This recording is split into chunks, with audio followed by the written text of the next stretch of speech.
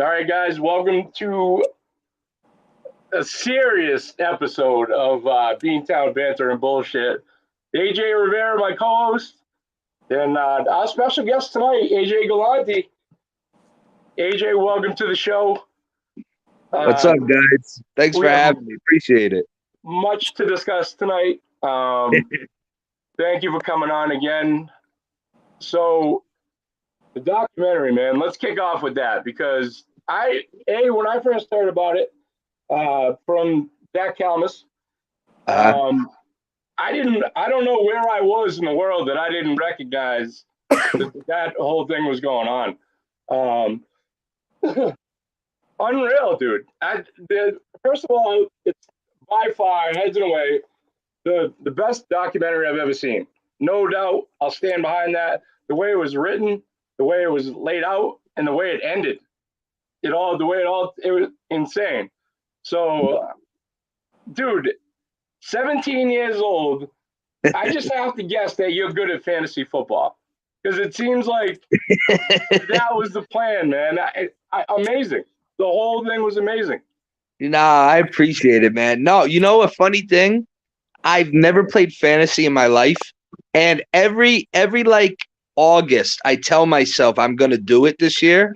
Every single summer, because my barbershop's huge with fantasy, and they're always like, "Oh, you gotta play." I just never have done it. I don't know why, but yeah, it was like a real I kind of describe it to people like as I'm gonna be 36 in 2 months, right? So when I was dealing with the team was half a lifetime ago, 17, 18 years old. And, at the time, it sounds weird, but it didn't seem crazy to me at the time. You know what I mean? Because you're just like doing it. But as I get older now, like 35, 36, I look back and I'm like, that's nuts, man. I'm like, wow, because I see kids in my gym come in 17 years old, and I wouldn't let them run a bathroom for me. You know what I mean? And it's like I look at these young kids, and it's like I was that kid, and as I get older, I look back in the documentary. Obviously, the guys who made it, it's like when I watched it for the first time, even myself, I was like, this was nuts, man. It really I was just like, I can't believe this stuff actually happened. 100%. If you have not seen this documentary, guys, you need to. It is fire. For me, it connected on so many different levels. AJ's relationship with his father, I have a very similar one.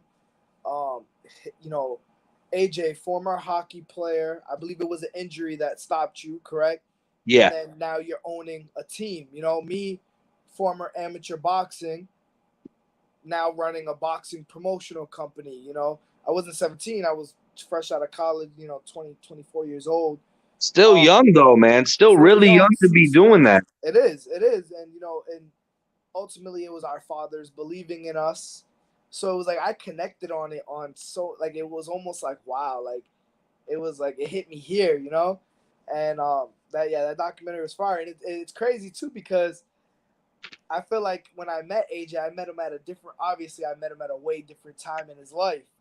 So when I saw that, it was just like, I felt even closer to him after that, I've always had a great relationship with AJ. AJ is always one of the boxing world is so huge and so small at the same time, but who the guys that you want to work with are and who are the guys that have the stay away name. Not only have I never heard a bad thing about AJ, but he's been nothing but phenomenal to work with, him and his team and his fighters. And watching that documentary from the beginning, how it all happened, was just like, wow, unbelievable, dude. Unbelievable. The whole, I cried. I've watched it 5 times. I cried every single time at the end. Man, it's and again, I remember meeting AJ, and it's funny because so many people that I've dealt with in boxing, right? Like I met AJ through boxing, and a lot of people, boxing is really my bread and butter now. It's all I really do, whether it's pro stuff or my gym and this and that. And it's like it's funny because I can honestly say like 99% of the people I've dealt with through boxing like never knew about like the story with the Trashers or how things were. So it was so funny. It's like, because I don't go around, I mean, AJ will tell you, I never went around in boxing kind of using that like, hey, I used to do this, I used to do that. Not at all. And it's funny because so many people, like when it first came out, were like, what, like, guys that I'm close with, like AJ, like people in boxing, like, what the hell is like what? Like I'm like, I don't know, man. It was a long time ago, and it's so funny because I mean, even during the time, when we were doing the team, those 2 seasons, those are my first 2 years of college, and it was before the days of social media and stuff. When I tell you no one at my school even knew about it, because, I didn't want anyone to think like I thought I was better or trying to, so no one knew. Like I had classmates in college reach out to me and was like, dude, I was doing the math. This was during, college. I was like, yeah, it was. And they were like, how did we not know? Like, I was like, I don't know. I don't go around, I didn't go around like, pounding my chest like, hey, I do this, I do that. And, but yeah, man, that shows great maturity on your part. Like I mean, you're a fucking 17, 18, 19, all those years you're running this team. Like for nobody, like that's just even, now in a generation where everyone's flaunting on social media, right? And like for you to just keep that under wraps was like, it was you were a grown man beyond your years despite your age. Yeah, well, I definitely feel like I'm 80 years old most of the time. Like I just like, but no, I mean that's always how it was, growing up, and always being you have to be humble. Like that's the most important thing, especially my parents, but mostly my dad. You got to be humble, and like it's crazy, but that was always important to me. You just lay low, and like AJ said, like we're living in a generation now where it's like, everything is on tape. Everything is in a picture. Everything is, I did this, I did that. And it's, I don't know. That's not me. But you know what? I'm also 36 almost. If I grew up in this era, maybe I'd be the same way. I don't know. I mean, it's just the way it is nowadays. Yeah. It's true, I mean, man. It's true. I feel like that the 2 things were the humble and the loyalness have made not only you easy to deal with in the boxing world, but any avenue that you take in terms of like, I mean, I saw Fabulous rocking a Thrashers jersey. Like you're at WWE events and you're at ice events in Canada, but like you're genuinely a likable guy. So it's like I feel like the humbleness and the loyalty show people like, hey, you don't gotta be the trolling asshole on social media to make it, to be something, because this is a lot more respectable and like likable than the trolling dickheads that you get on social media. No, and you're right, man. And you know what it is too? It's like it's kind of like anything else in life, supply and demand, right? Like right now, I feel like the supply of people who are loyal and humble is so low that if that's someone you are naturally, you're always going to make it some way. Not every, like AJ, especially, I mean, we're in boxing every day. I mean, I tell people, like, because I've been in boxing now. I mean, you've been in it. It's been your blood since birth. But for me, I've been involved with it now 11 years, different levels. And, man, it's like boxing. If there's 30 days in a month, I'm quitting boxing 29 days out of the 30 days. It's just such a hard business. Like, but that one good day, right? That one good day out of the month where everything seems to go smooth. It's like, dude, it's like, sometimes I don't even understand, like, what am I doing with this sometimes? But it's like, there's always that one day a month where, yeah, you know what? It's starting to build. It's starting to come. And I see it with you too, AJ. I mean, the past few shows you've been throwing, I mean, I just saw you posted, who is it? Wilfredo and Morris are going to fight. I mean, dude, your shows have always been good shows, but I think you're starting, like, I see it, like you're catching some serious momentum. And it's just like you said, like people, like all fighters, like when they know, oh, like I'm dealing with the Riveras, like they know I'm going to be fine. Like there's never, like I've never met someone where they're like, I don't want to deal with AJ or his father. You know what I mean? And in boxing, that's really rare because, look, a good ratio in boxing is 50-50. Like one person will like you, one person won't. But with guys like AJ, I've never heard anyone say anything wrong. And like you guys are catching that momentum, you know, and I could see it. Like even like you guys are getting like good fights. And that's the thing. Like guys don't want to fight anyone anymore in boxing. But the only way you get them to is if you treat them good and they want to fight for you, you know, and you put them on a stage. So, and I think I saw that today, the post with Wilfredo and Moores. That's gonna be a great fight. And I knew I was coming on. I was coming on here today, and I was just like, man, you know, AJ and his pops, man, they're catching some serious momentum. Yeah, part of it too is it's for at least for us, because you know when you're competing guys with some serious bankrolls, you gotta do things differently. You know, we're not forcing anyone to take fights, you know, but we're also giving guys chances to build up to those fights. You know, there's a lot of promotional companies that want to take your 4-0 guy and fucking throw him right in with another, 4-0 guy, you know. But Wilfredo's been pro with us for what? Since 2017. He's undefeated on all our cards. Yeah. You know, he's 2 big draws, 2 New England Fights of the Year with Carlos Marrero. Yep. And then he had the headbutt on the last show. So, you know, he's built up to that. You know, it's not like, Wilfredo's 5-0, inexperienced, going in against Morris. You know, this is and I mean he's been right. And if it's not now, it'll never be right. Yeah. But that's what I'm saying is it's hard for people to understand unless you're like really in this, like kind of we are, like how hard it is to get, you know, I think it's that Mayweather effect. Everyone wants to be undefeated so bad. It's like, and that was the biggest struggle for me transitioning from boxing from like hockey, right? You know, I didn't grow up boxing. I really didn't know anything about boxing when I started in this. And, you know, I come from, you know, the Trasher days where these guys don't care. They play to win. They play for pride. They don't, you know, we don't win every game. Guys will fight anyone. You know, guys at a face-off aren't looking at each other and being like, hey, what do you weigh? Oh, I'm 2 pounds over you. I can't fight you. You know what I'm saying? It's weird. And but I get it. And then when I came over to boxing, it was like, it was very strange for me because, you know, it took me, and don't get me wrong, like I started to understand it too. You got to have that balance where you understand the fighter.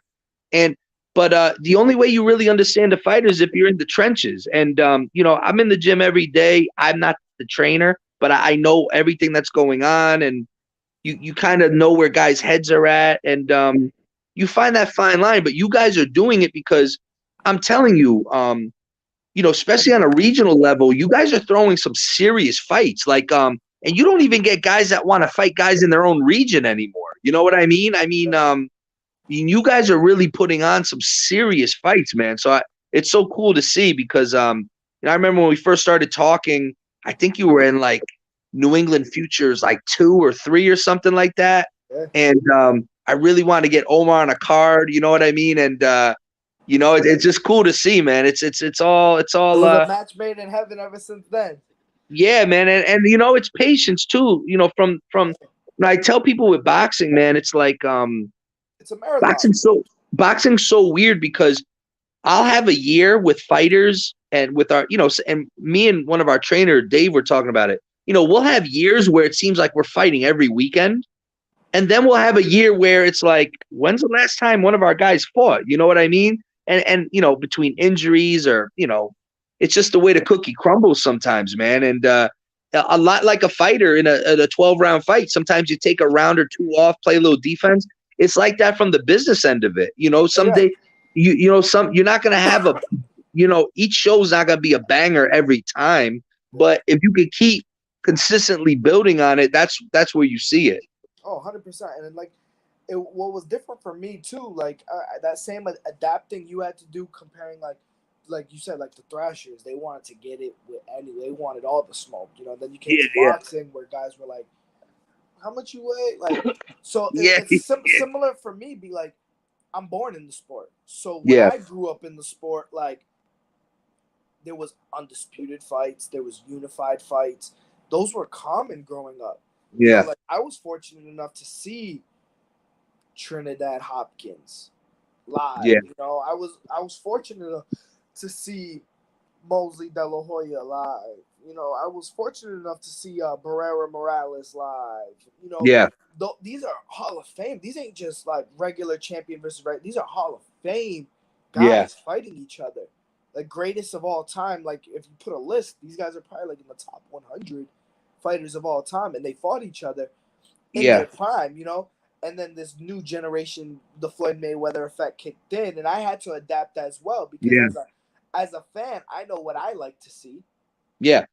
So like I have a constant battle within myself because as a fan, I know what I like to see, but as Yeah. a businessman now, Yes. I know what makes sense, and Yes. sometimes And what it's makes sense isn't what I like to see. yeah, you just have to like you said, man, you have to adapt and you try to find a middle ground to it all. And yeah, man, I just it really is such it's like it's such a business, like you know what I mean? It's such a business. And you know what? And I always say that the Mayweather effect, but I really don't blame him. You know what I blame? It's these networks. They are so in love with the overt someone's O's gotta go. Yeah, You know, but that's bullshit. the Mayweather effect. So this is Yes. the network, but Mayweather made those Yeah. networks popular when he was with HBO. You know, Yeah. HBO was like the man of boxing. Then he left HBO, and then HBO stopped Yeah. airing boxing. Then he Yeah. left Showtime. You know, so it's not only it's just the next big thing, and like Yeah. you know, And for me, it's crazy. it's a spade is a spade. So I Yeah. think trainers, managers, promoters, they need to have real conversations with these fighters. And it's as simple as this. Listen, do you want to be a world champion or do you want to make money? Because necessarily being a world champion doesn't always equal money. Doesn't. No, If you know those B-side guys make a nice little living, man. but I mean, but I also know world champions that are working full-time jobs right now, you know? Yeah. So you look at it and then you also have to know what product you have. Like, is your guy okay, your guy is super talented, but do you have to stay on him about putting in his road work? Do you have to stay on him about being in a gym? That's a guy Yeah. that's probably, despite his talent, when he gets to that level, probably ends up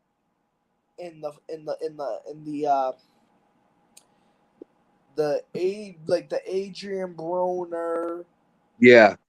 level, like if he's that naturally talented, because you know we've all seen guys who are naturally talented who can just come in, wax guys for 3 rounds of sparring, but it's a whole different ballgame when you're talking 8, 10, 12 round fights, you know? True. So you gotta have that, you gotta know your product, and then it's like realistic, if you know like your kid's never gonna be a world champion, then Yeah. you take the other approach where you build him up, you keep his O, and then eventually he fights a big dog and gets a paycheck. You cash him out. It Yeah. is what it is, you know. And I feel like a lot of people too. They don't have enough talks with those guys. Like, let's realistically Yeah. think about where you're at. Let's think Yeah. about where you're at. You know, if you train hard and you're like, oh, I'm gonna be a champion. You know what? I'll probably believe in you because you work hard. And I've seen guys Yeah. who were the underdog or not naturally talented overcome and grow later on in their career. But the game is so different now. You know, now you got the YouTubers kind of just shut, like, even though they train like Jake Paul, Logan Paul train hard, you Yeah. got them like you got a bunch of people thinking like, you could just pick this sport up and just Yeah. do what you do. You know, it's not like that. You know, not like that at all. And Kendrick Ball fighting 18-0, I think, right? yeah, 16-0. Shoved in. That's Angel another huge Camacho. fight. That's our main Who's that? event. So Kendrick Ball's fighting Angel Camacho. Oh, okay. Oh, wow. Yeah. Yeah. That's our main Yeah. event. I mean, like you said, man, I mean, you know what? And I get it because again, like I understand the business side, like you said, how to move guys, but I also understand the fighter, you know, but you're right. I say it all the time. You have to be real with these guys. And you know, they may not always like it, but they'll respect it. You know what I mean? And you just got too many cheerleaders in this sport. And a lot of these guys, AJ, a lot of these boxers, bro, mentally, they're very they like the ego boost. They need the cheerleaders on them. They need to feel like, hey, I'm doing something. And I get it. Sometimes you gotta pat someone on the back, but you gotta be real with them, man, because if not, it's headed towards disaster. Sometimes it's a boost, but sometimes it's a downfall, because then you'll get a guy that, like, you see him super dedicated in the gym, and like I'll use Omar for example, like, super dedicated in the gym, humble kid. Let's say he gets to 10-0, now all of a sudden he's Danbury's champion. Yeah. Now he's feeling himself a little bit. He's never got this kind of popularity. He's never had these kind of fans. And now all of a sudden you notice he's content being Danbury's champion and forgot the goal of being world champion. Yeah. Like fans have a way of making you feel like you already made it. And guys lose focus on the bigger picture. You just hit it on the head, man. I mean, a lot of these guys are satisfied with just being that hometown guy. And that's never been something for me. Like, I've always stuck in my hometown, but I've always wanted to elevate to something bigger, or at least put people on bigger platforms, really. But you just, it's like hearing myself talk. You hit it on the head. That's exactly how it is. And,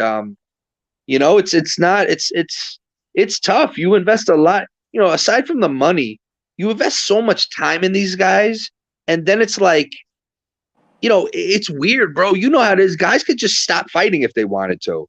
And now it's just like, now what? Now what am I supposed to do? It's like, it's and you know what the problem is with boxing?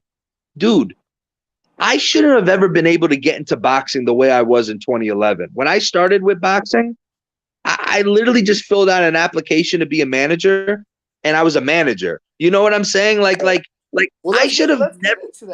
Let's get into that. So you were a former hockey player, suffered an injury, loved hockey, owned your team. We saw that in the documentary. Get into how the team ended, and then how you transferred over to boxing. Yeah, I mean, like I said, we only had the 2 seasons with the Trashers, and it was such a crazy, man. It was such a crazy ass time. I mean, the documentary really does it justice, because it was literally that crazy all the time. And then it's like, as fast as we rose, we just exploded, right? We just like, it was just such a deflation when we lost a team. Obviously my father got into some legal issues and this and that, and we lost a team. And dude, it was like, that feeling right after Christmas, it's the build up to Christmas. You're shopping, you're getting shit, everything's happy, cookies, milk, all this stuff. And there's like, the minute the last present is open, it's kind of like the most deflating feeling. It's like, oh man, now what? You know what I mean? Now dude, what, right? Yeah. Now, dude, like, I was like, what the hell do I do now? Because aside from the hockey team, which we lost, my father had a large, probably a dozen waste management companies that I figured I'd slide right into after college. You know what I mean? To be honest with you, I'll be honest with you. The only reason I went to college is because of my mother. She's like, you have to go to college. You know what I mean? I knew I was just going to end up working with my dad, and how I grew up. I just knew what I was going to do.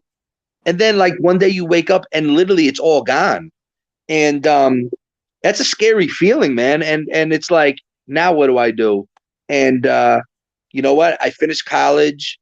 I ended up, luckily catching a break, started working for like a heating oil company here, home, kind of living a normal day-to-day life. And, it was such a tough time for me personally, because, losing the team was so like devastating for me. My father ends up going to prison, lengthy stretch of time. And, it's a lot you go through personally. You're coming out of college. I spent like 20 years thinking, all right, well, I have a job. Once I get out of school, I know what I'm doing. I'm not thinking about alternatives. It's just, this is what you're going to do. And then that's it. Then it's kind of like, damn, now there was so many things. And then maybe 3 years after college, I end up meeting a former heavyweight, Fernelli Feliz from Danbury, and never met him before. Never knew. Again, I knew nothing about boxing. I didn't really watch boxing growing up. The only thing I probably knew about, like anyone else, was Mike Tyson. You know what I mean? Other than that, I didn't know anything. One thing led to another. Don't ask me how, bro, but kind of like the fluky stuff at the Trashers. Next thing I know it, I'm working with Delvin Rodriguez, as his manager. Don't know how I just woke up one day and I'm a boxing manager, And it's crazy because I was like, how the hell can I just get into the sport of boxing like that? You know what I'm saying? And it's like, now luckily I have, for the most, not for the most part, it's the truth. I have good intentions. I'm not looking to jerk people around, but there's so many people that can wake up tomorrow, fill out the state application, pay whatever, 60, 70, 80 bucks. Now they could go to every gym they want and say, hey, I'm a professional boxing manager. And you know what? That's how it gets all screwed up. I should have never been able to get in, like into this sport. You know what I mean? Like I can't wake up tomorrow and say, hey, you know what? I wanna work in the NFL. Like let me become an agent and start coaching college kids. And it's like what's right and wrong with the sport, because like every like blue moon you'll get this phenomenal good guy as yourself who can do it. But then every once in a while, like I find these guys who are just financial guys, like lawyer. You know how many guys, lawyers, real estate agents that just have money, are like, hey, you know what? I'm gonna invest in your career to a fighter, but they don't know nothing about the sport or what they're doing, and they're obviously just looking for their paycheck back or whatever they invest back. So then before you know it, the fighter's career is fucking down the drain. It's so, I see it all the time, man, and I know you do too. I mean, it's like I just couldn't believe I could just get into the sport like that. And but yeah, here I am. Like I just figured I'd help this guy, and next thing you know it, I'm working with Frank Galarza out of New York. I was working with him for a while. And then like, did you get Delvin? Did you get Delvin early, or did you get Delvin middle, or did you get Delvin late? When we got so Delvin. I started with him the first Paul Wallach fight that won like Fight of the Year on ESPN. I had him through the Miguel Cotto fight. So we had some good success together as a team for like 6 fights, I want to say. And then all of a sudden, like my competitive juices started flowing again. I felt like, man, it's like I'm missing something. So then you know how it is. Then you want to get, you want to start working with another fighter, and then another fighter, and then, then it's like, oh, let's start a gym, and next thing you know it, you're in so deep, and it's in your blood now. You know what I mean? I mean, honestly, the Trashers was literally only technically 2.5 years of my life. I've been in boxing over 10. So it's like boxing has become such a huge part of what I do, and technically has taken more years of my life than the Trashers ever did. You know what I mean? And it's just crazy how things work out. So you went Delvin, you went Frank Galarza. After Frank, who was your next fighter? Then after Frank, let me think for a minute. Really, after Frank, I really just started concentrating on, when we started the Gym Champs Boxing Club here in Danbury, which coincidentally is literally right down the street from the ice arena where the Trashers played, and, then all of a sudden it's like I'm like, you know what? Danbury's not really a fight town like that. Let's try to create something here, and then, I've known Omar, Omar Bordoy, who obviously I've known Omar since he was a little kid. I remember when he was working at McDonald's, and I used to pull up to the drive-through, and he was always a wild kid. And I can't even picture it. I need to get. There's got to be a day where I get you both on, and we just air his story out, because this kid has always been like the nicest, humblest, like humble beast. That's like what he is. He's always awesome to work with, like funny. Like I could, and I could tell that he definitely has a more he's a live wire. He's a live wire. Yeah. By his relationship and his interactions that I saw with AJ, where I was like, oh, their relationship is genuine. Like, that's the only time that I saw Omar not like uptight or super professional. Was when he was like joking around Yeah, or he you know loves shooting the messing shit, with me, man. shooting the He shit with loves. you and with Simon. Those Oh God, interactions Simon. are What? hilarious. Yeah, man. I we got a nice look, man. We have a nice team, and man, characters, man. And look, every gym's the same way. You know, I've been to so many gyms that it's funny because you can identify people and be like, oh, that's their gym's version of Omar, or oh, that's their version of Simon. You know, it's like every gym is so different and same at I the love same Simon. time. I love Simon. Simon is, let me tell you something.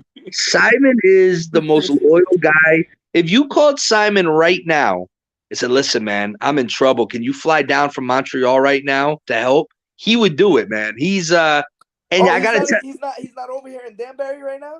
no, so before COVID, he would split time. So he'd be in Montreal half the year, then he'd be here in Danbury. So thank God, I think this is the only reason why we still have a relationship. The week before everything shut down for COVID in 2020, he was here and he had to go back to Montreal for family or something. Had he waited a few more days, he was going to be locked down with us here, and he was staying at my house. I would have lost my mind. I love Simon, but if I had to live with him for about a year straight, I would have killed myself probably. He's the best though, man. And I got to tell you, man, legitimately one of the best cut men out there, man. I mean, he saved Omar 2-3 times. Jeffrey Then, he saved him a few times. I mean, he's legitimately a really good cut man. And you know what? I'm like, listen, man, keep plugging along, and you're gonna get there, man. Tell him to keep his hope alive about having his pro debut. You know, one day I'll make I that told happen. him, I tell him, I'm like, listen, you will sell a lot of tickets, man. I was like, I'm telling you, He tells you. me, what's up with flavors? Oh man, He's like, he's the best. Simon's the tell best. flavors I'll fight him. Yeah. Oh man, he is something else. But no, man, he had 40 something amateur fights up in Canada. Yeah. I mean, he's got hands deceivingly. You know, people see him, they figured but when he gets mad, bro, that's like a moose running after you. There's nothing you could do, man. He's a big boy. Hey, speaking of characters, we got Fly Mike in the comment section. Hey, Oh, yeah. there he is. That was one of my favorite guys that we've had on. Yep. Right there, Yep. Mike Marshall. Yeah, Mike, it's so funny, man. I met Mike before he even moved up my way. When I was working with Frank Galarza, Yep. Frank used to train at Starrett City Boxing in Brooklyn, and I would go there, every other weekend or so just to see him and stuff. And I met Mike was training there, and he was probably like 175 pounds soaking wet. Like he was, I would always see him, and he was training, Curtis Stevens, Danny Jacobs. I mean, Mike is one thing I love about Mike is consistent. He's never changed. Like he would always, like, you knew Mike was in the gym. When I'd walk in, he's singing, he's dancing, he's having fun. And I always liked Mike, and we always got along, the few times we didn't, interact with each other. And then maybe like a year into the gym at Champs here in Danbury, he like popped up, and I was like, what the hell are you doing here? And he's like, oh, I moved down here. He met a girl, and I was like, oh, that's crazy. And it's just funny, man. He's kind of been here for years now, man. He's a great guy, great with the kids, and he's a character, man. Just a good guy to have around for sure. Fly Mike is great. He's one of my best guests. My favorite guests ever was Mike. Yeah, Awesome. Listen, he is Mike. What I tell people is Mike, what I love about Mike is when he wakes up, it's whatever he wants it to be. If he wants to troll all day long and drive people crazy, he can do it. If he wants to get up and not say boo and just come in the gym and work, he could do like whatever he can control a lot. It's like however he wants to wake up and marches to the beat of his own drum. Yeah. No, and I respect that, man. I mean, he you know what, he works, and I gotta tell you, man, I mean, he's been working. He works, and like we were saying, AJ, you talk about a guy like whenever a fight comes up, like it's never like a big discussion. It's like, all right, who is it? How much and when is it? And let's get to work. It's which is great, but it also could be a problem, because I care about these guys too. And him as a heavyweight, you know how it is. There's some big boys out there, Oh and yeah, sometimes you gotta save guys from themselves. yeah, Mike I had would, that same thing with on my last show with Richie. Richie's like wanted to fight this like 29-4 heavyweight. yeah. Well, that's that's He's the like, I thing, fought a man. Is like, heavyweight before. I know, but just because you have doesn't mean you should. You Yeah, fought at no. heavyweight before, Everybody. you fought at cruiserweight before, you fought at light heavyweight, you're going down to super middleweight. I'm like, he's like, that guy's a bum. He ain't fought nobody. I'm like, he went 10 rounds with do you remember Carlos Taco? yeah, Who was like at the championship level at one point. He's like, yeah, Taco's a bum too. I'm like, okay. But these guys were competitive at one point in time. yeah. Like, I mean, these are big fucking boys, bro. Like, I'm Yeah, like, well, that's the thing. Like Mike, like, it's not that I don't think you can't beat him. no, but I'm telling you right now, I'm not allowing you to take this fight at heavy. yeah, and I that's won't make it happen. and that's the thing people don't understand. When you're really in this game, like, you get offers, and it sounds super dramatic, but like I have a thing with all the guys in the gym, whether I'm on paper with them, whether I'm not. I embrace everyone that's at the gym. I help everyone no matter what. And the thing is, like, I have a rule. Like, listen, whether the fight's a bad fight or not, I'm always gonna tell people. You know what I mean? Like, all right, I got a call from this guy. He said, but I'll always tell people, but I always give my opinion, what I think. And it sounds super dramatic, bro, but sometimes I'm in my office and it's like, I know this is a really bad fight for a guy. And most of it, and like, a guy like Jeffrey Fenn, right? So Jeffrey's the same way. He'll fight. If you told this guy, Jeffrey, you want to fight heavyweight, he'll put on 100 pounds. You know what I mean? He doesn't care. He just wants to fight. And like, sometimes like I'll get a call and I'm just like, listen, I can't hold this from I can't hold this from him. I'm gonna tell him what the fight is. I know he's gonna want to do it, but it's like, it sounds dramatic, but it's like it's life or death sometimes. It's like, do I like just go with the flow and say, yeah, I think this is a good idea, and then next thing you know, they're stretching them out of there. I never want blood on my hands, man. Over a few 100%. dollars, no. That's good morals, good integrity, and like, that's also, I feel like, another thing that makes you respectable, not only with the business side of people that you work with, but with the fighters. Like, straight up, same thing. I hit up Richie constantly. I just got a $30,000 offer for you. It's this guy. I don't like it. Yeah. But it's ultimately up to you. Yeah. Hey, I just got another, $40,000 offer. This is what it is. I like this fight. You can take it. Or there was one that was like, I like the fight. I don't like the amount of time they're giving you to train for it. Yes, yeah. So it was like, yes, you'll beat this guy. You'll wax this guy clean. Yeah. But I don't like the 3-week notice. I want a full training camp for you. Yeah. Ultimately, though, it's up to you. No, my opinion. I always tell guys, like, the way I see my role is like, I'm like the GPS. You're the driver. Like, I could tell you, hey, don't get on the highway. There's traffic. You don't have to listen. You know what I'm saying? And maybe the GPS is wrong. Maybe you stay on the highway and it's fine. But I tell guys, look, ultimately it's your guys' choice. But I'm always gonna tell you what I think. And and it's tough though. It's sometimes I get calls, like you said, where it's like, the worst call is where you're 50-50. Like, I like getting a call where I know it's shit. I'm like, dude, don't even bother. And I also like calls where I know it's really good. I'm like, dude, jump on it now before it goes somewhere else. But it's that 50-50 call I hate, bro, because it's like, damn, like you just said, he could beat him, but damn, it's only like 17-day camp. Like, it's really tough. And there's so many variables. The tough for me is like, so for me, I was like, I don't have friends.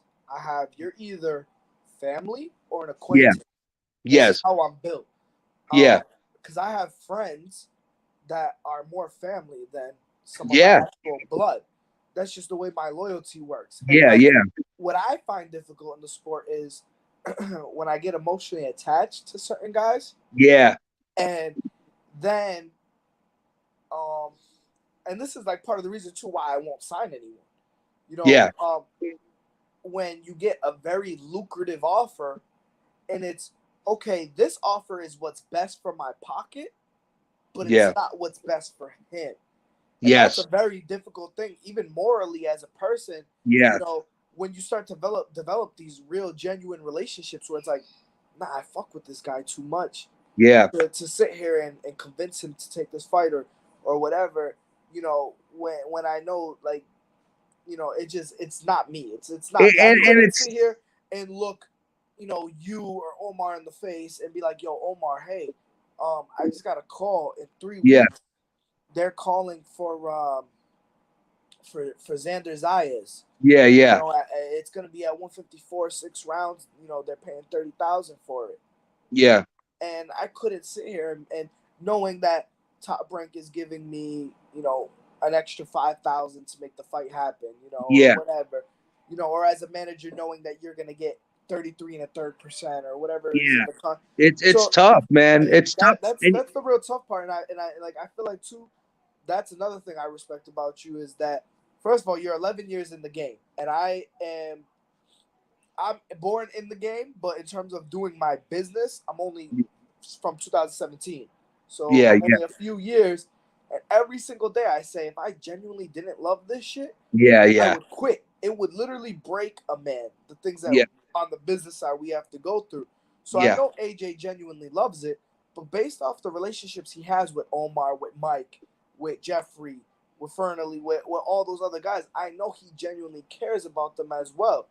yeah. And you don't ever see any of them in fucked up fights because that's where you know AJ's having those conversations in the Yeah, back with them, like, hey, this is a good fight, or hey, this is not a yeah. good fight, You but it's have up to to you. be. It's just you got to be honest, and like you said, like I tell these guys, look, I'm not the friggin' Wizard of Oz. Like I don't have all the answers. Like you guys ultimately, and it's tough, man. I mean, and too, AJ. Like the difficult thing for fighters is there's not there's not really a market, right? Like you could offer me a fight, right? Let's say you're running a show, you got a show in July. Let's say it's a local club show. You got a budget. This is our budget. So you may offer me Joe Blow, and it's a $3,000 fight. But the very next month, say, you have a big show at Mohegan Sun or something, and now it's a $10,000 fight. So it's like guys don't understand, well, why was I offered this when I got this for this Exactly. guy? Oh, And 100%. I it's tell guys tough. that I'm like, and then like for example, I had an 0-11 guy try to ask me for like $3,000 for like a 6-round fight, and he had gotten offered that previously or whatever for another fight, but he fails to realize you got offered that because you took the fight on a week's notice. Exactly. That fight, I guarantee you, the original opponent a month, 2 months ago was getting 1,500. They were getting Yep. 1,500, but because they need to make the fight happen Yes. on a week notice, you're now getting 3,000. That's not the Yeah. It's standard just for it's every so fight. it's so tough. It's so tough because like NFL, right? Like these agents, they know. Like, all right, well, all right, well, my quarterback's a top 5, yards guy, right? I know what the 4 guys in front of him are making. So you have like an estimate. It's hard with boxing. You don't friggin' know. You don't know what the hell anyone's getting. I mean, some of the numbers that get thrown at me, like, Top Rank will call me. Xander Zayas was one of them. Troy Isley was another one. Troy Isley's 5-0, 154. It was like $10,000 for a 6-round fight. I was ready to be like, yo, can a pro debut take this fight? Because Yeah. I'll make that weight and I'll take Yeah. that fight. Because Yeah. 6-round fight, 10,000, like that's crazy. I know guys. Yeah. You making 2,500, 3,000 for a 6-round fight. Yeah.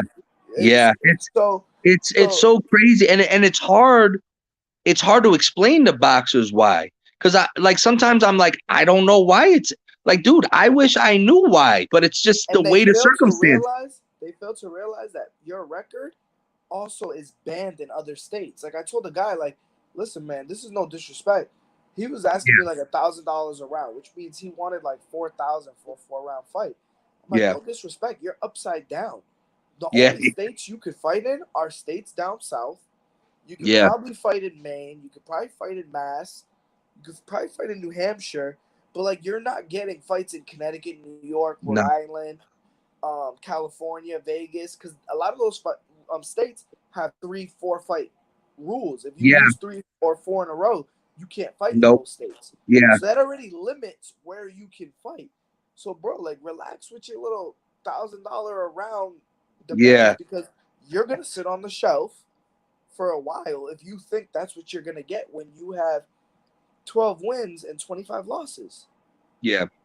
It's crazy. You know? It's so hard to explain to people like how it works, because it's just insane sometimes. You know, some of it, like it's but it says a lot about us. We must be a little out there to want to keep doing it, man. I tell people I must be the insane one, but we're both we have a little tapped in us both.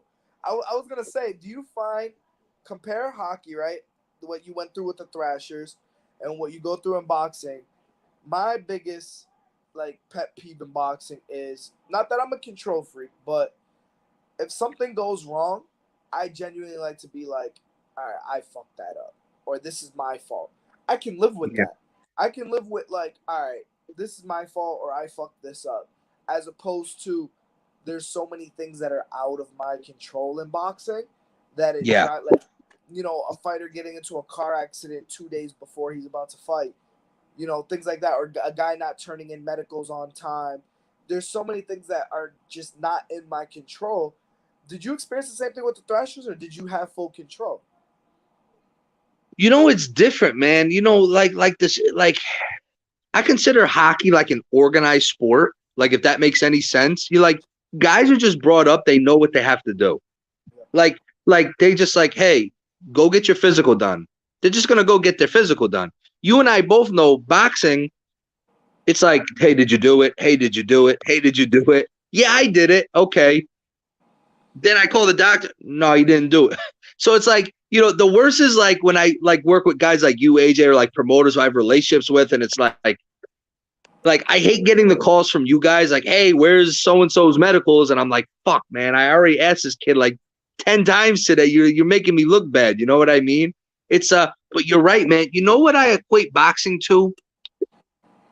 We're almost like it's like chefs. Like chefs, they want to make sure when people eat that they love everything. You know what I'm saying? Like they like us, like we can go grocery shopping.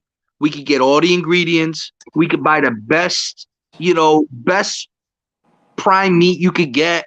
You could season it perfect, cook it perfect, set the table, have, you know, 20 different forks, have the whole thing set up so perfect for someone, and they just don't want to eat. You know what I'm saying? Or they have a toothache and that day and it doesn't take. Dude, it's so frustrating. And I used to take losses personal, as if I was the one in the ring. You know, like in the beginning, I used to take it so personal. Like, damn, we lost, and what could I have done? And then I realized, like, there's really nothing much more I can do. I mean, and it is like I would say I'm not a control freak either, but I'm close. But I tell you, man, it's tough. It's tough because you know, we try to do the right things and we set things up. I mean, I was talking to Dave, one of our head coaches. He's the same way, man. For a trainer, he goes above and beyond, man. And it's like, it's frustrating because you just want to win so bad and you want to see these guys do so good. And sometimes it's just, once they get in there, that's it. There's nothing you can do. And it's nerve. Dude, I tell people all the time, like, you can't run with them. You can't diet with them. You can't. No, you know. Dude, I tell people all the time, like, I genuinely don't enjoy going to the fights. Like people think it's like fun.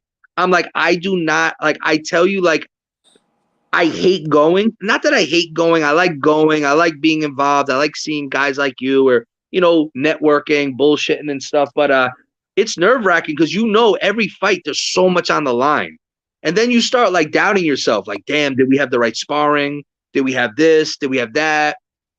And then once they're in, that's it. You know, it's tough. It's not easy, man. Boxing has made me wonder, like, as a grown ass man, what would you be doing with your life if it wasn't for boxing? And I say that because, like, I've had guys ask me, like, where do I get a physical done?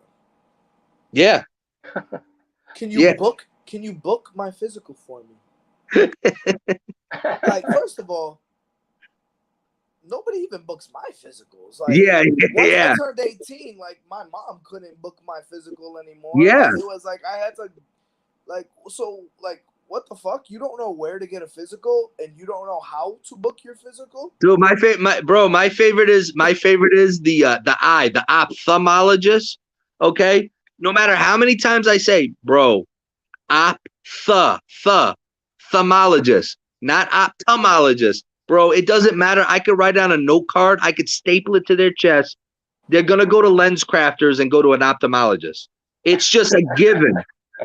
And then I'm gonna look at them and I'm gonna be like, dude, like, and then like I'll have they're gonna want to AJ. be refunded because they went to the wrong shit.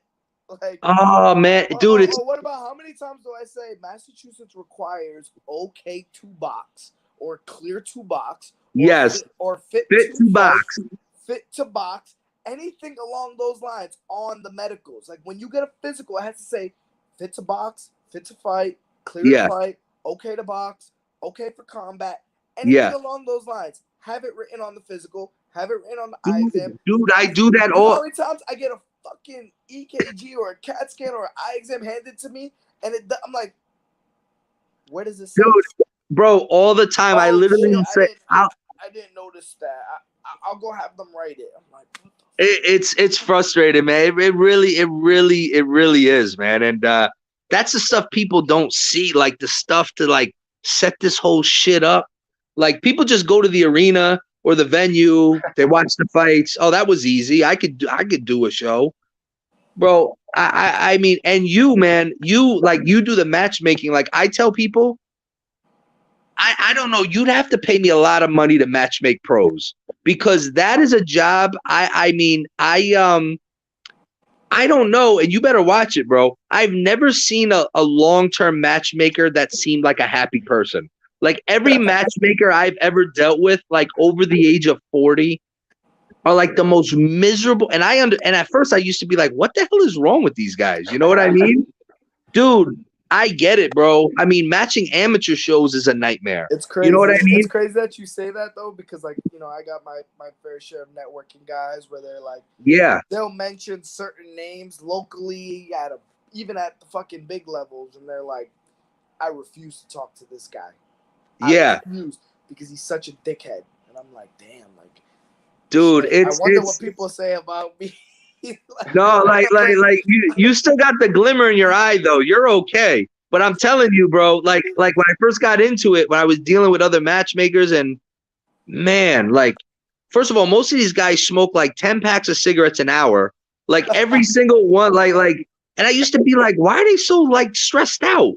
But after like a few years of boxing, I'm like, man, it would take a lot to have me be a matchmaker. Like you'd have to really, like, I'd have to get seriously paid, man. I mean, I would say in some states more than others. Like, for me, especially if I'm close to you, you know, I'm always like gonna help out. I'm not fucking overcharging people, but like certain states, I'm like, nah. Well, you did what? Well, I remember. Well, I remember you had Tony Blanco's show. You were in Connecticut, and I gave the Massachusetts and the fucking. I gave the Massachusetts discount, and I gave because I know you and we work well together discount. But man, to date, like I've gone through my fair, even with my shows. Like my last show was like a nightmare because I mean I had guys catch COVID, I had guys get into car accidents, I had guys. I mean I managed to put fights on like on days and weeks notice, so that was hard. But in terms of like dealing with a commission, like holy fuck, Connecticut, man, is it, dude? Like I'm talking about, like they were strict on some like, you would think a 1-0 versus like a 1-0, or oh my god, even a 1-0 versus a 1-1 is a no brainer. Kid's only 1-0. This kid's 1-1. He's got 2 fights of pro experience, and he's got 1 win. You know, nah, Dude. they'll fucking dig deep. Like, nah, this guy was a good amateur. This guy was a shitty like. I was just Dude, like, I mean, holy, but like, I did, matter of I fact, did. I tried to match make a show in New York. Not match make, match 1 fight. Yeah. Kid's 5-0. The kid that I got for the 5-0 was 15-7. Yeah. Now, mind you, that is a no-brainer for any Yeah. other commission. Dude, like, first of all, most people wouldn't even want their 5-0 to fight a 15-7. No. Usually, if your guy's like maybe 10-0 or something, you know, New York turned it down. Yeah, dude, it's turned down the 15-7 kid because he had 4 or 5 losses in a row, but he was 15-7 against a 5-0. So not only did he have more wins than this kid, he had more fights than this kid. 22 fights. What do you want to do? It's and man, a winning record, a significant winning record. It's yeah. When I remember when I saw you were matching in Connecticut, I'm like, oh man, if AJ could get through this, he'll be all right, man. Because I did a pro show. That was great, and I just want to give the roses while I can. I want to give my roses to Tony and to Richie for like even asking me to matchmake that show, because that played a role and a part in bettering me as a matchmaker, because that was an extremely difficult experience, and it was I learned a lot for that experience. You know, I networked, I met people, I got to meet a whole different group of fighters that I would, you know, because you know sometimes the B-side guys are recycled.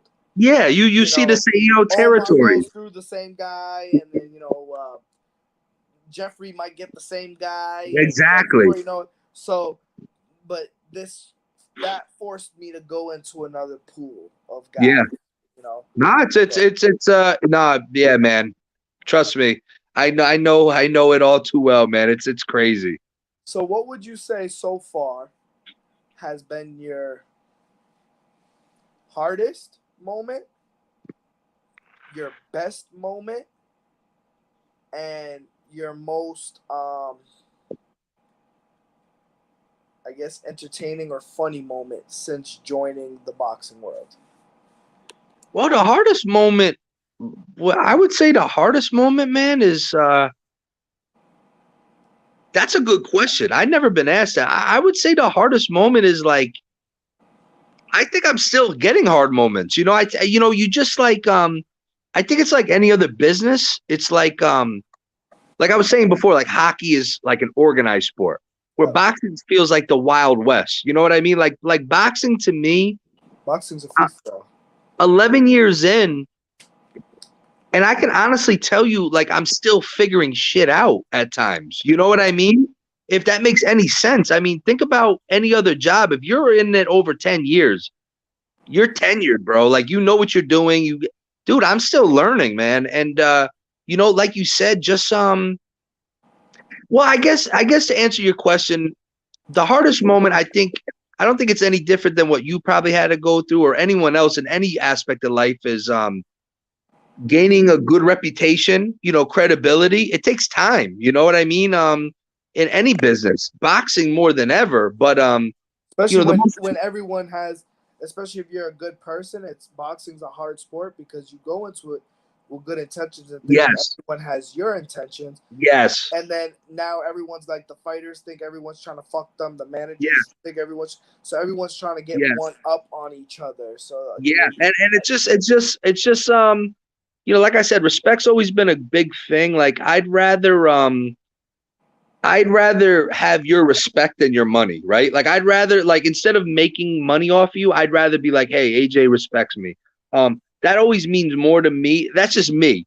Now, I know a lot of people rather have the money, and I don't blame them, to be honest with you. But my thing is, gaining a good reputation, it takes time, man.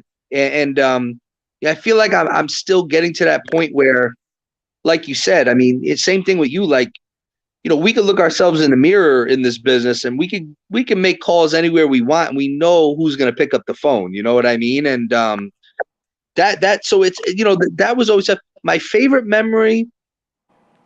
I gotta say, when Frank Galarza, when we got his first fight on TV, it was a showbox fight against John Thompson. We went out to like Memphis, Tennessee. And I remember same situation. We get the call. I think it was Lou DeBella, actually. They had Thompson. Hey, we got a showbox card. Frank want to fight. It was good for him. It was his biggest purse. It wasn't anything crazy, but it was a big purse. But I looked into it and I thought Frank could win the fight. Everybody around Frank said, don't take the fight. Like this kid had a nice jab. He was just, seasoned amateur, the whole 9 yards. And we were 1,000,000% B-side. And I was just, I talked Frank into, I wouldn't say, look, he made his own decision, but I was very for the fight. Like, I was like, look, you're going to get on TV. I think you got the style to do it. On the plane, bro, on our way to Tennessee, like, you know how it is, man. I'm in my own head now. I'm like, oh, was this the right decision? Like, are we going to go on TV and he's going to get blasted and I'm going to look like a dog? And I knew everyone would turn on me because I was really the only one kind of for that fight. You know what I mean? So, dude, in the locker room, I'm like, oh, man, I'm starting to get nervous. Frank ends up knocking this kid out in the second round. It was like a highlight reel knockout. You got to YouTube it, bro. If you didn't see it, dude, second round, he was shot out of the cannon, threw a straight right.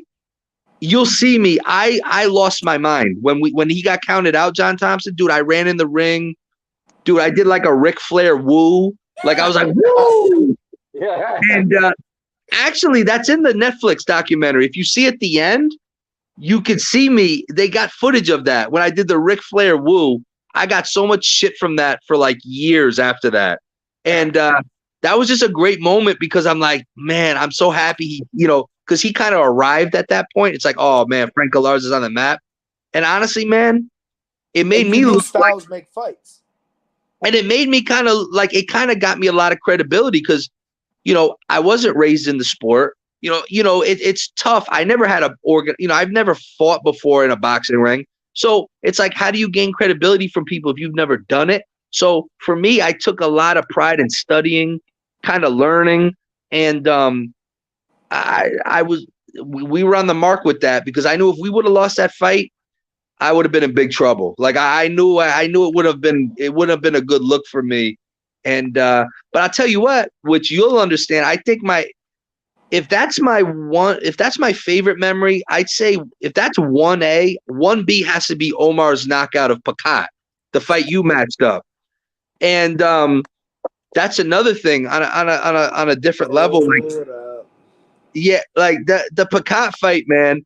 I remember like AJ telling me about this fight, and look, even though Pacat didn't have a shiny record, he was tough. And this was Omar's toughest fight at the time.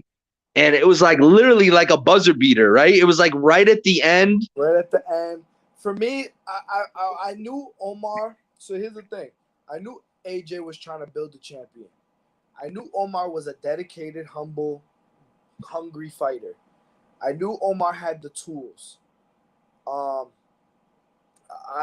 felt at the time this fight not only is good for him to showcase his talent, but it's also will elevate him not only for confidence but also in the boxing world, because some records maybe they're not shiny, but people know who that opponent is because of how tough they are. Like Augustine, that's another one. Record may not be shiny, but he will give anyone hell on any given day. You have to be ready to fight because he'll steal one from you. Yes. So that was one of those fights, and AJ trusted me enough to even accept it or even hear me out on it, where I felt like, despite the guy's record, he's tough, but AJ's far more skilled. I mean, Omar's far more skilled, and if Omar's in shape, it'll be even more easier for him. And sure, and that was one. I mean, what's crazy is I posted that knockout clip yesterday. Really? Okay. I posted it because I was just posting some knockout clips of some fights that I match made and some fights on my show. Yeah, that was, and you know what? That was one of those matches like we were saying before, like, I felt good. He had a great camp. you know, and you know, you're in the locker room, then all of a sudden it's like, damn, is Picard gonna steal one from you know, you always like that anxiousness, like, and I think that's anything in life when you're doing something, like you could be doing a podcast and like maybe 5 minutes before you get on, you're like, damn, am I prepared? Like, is this gonna be good? Like, I just think it's one. Or even after it, you're like, oh, did I talk too much, or did I say something I shouldn't have said, or Yeah, did I nah, come man, off wrong? and that Picard fight was one of those fights where I was really anxious, not because I didn't trust your word or I trusted our team. I knew we were ready, but it's like, you know what? The magnitude, this was a big fight. And the way he won it, like that adrenaline, I don't think I slept for like 3 days after that one. That was a big one, bro. Hey, Mike, I'm gonna show you this. This was gorgeous. Like the defense and the offense at the same time, it was just gorgeous. The pivot over, man. Yeah. Hold on. Let's see. Hold on. Now I gotta rewind it. All right. Let me see. Hold on. All right.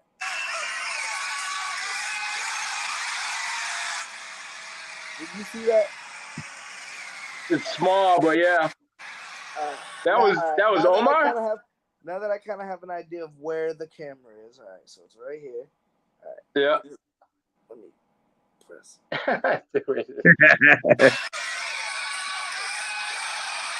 Oh. Yeah, I mean, it was literally like, I think it was literally at the 1 second, but what was that, a 6-rounder or a sixth I think round? that was his first 6-rounder. Yeah, that was like at 2:59 of the 6th round. That's why I wanted to as well, because I knew Omar trains. He's in the gym, and you know this guy was a vet. Maybe you know, not taking training as serious as a young, hungry lion. Yeah. You know, so I'm like, you know, in a 4-round fight, yeah, I might be able to give you some help. In a 6-round fight, yeah, you know, and that was Omar's first 6 round, and in the literally like 2:59 of the 6th round, man. He just and dude, I remember we all just it was like block, pivot over. yeah. And you know what? We couldn't even really enjoy that victory too much because he had to get stitches.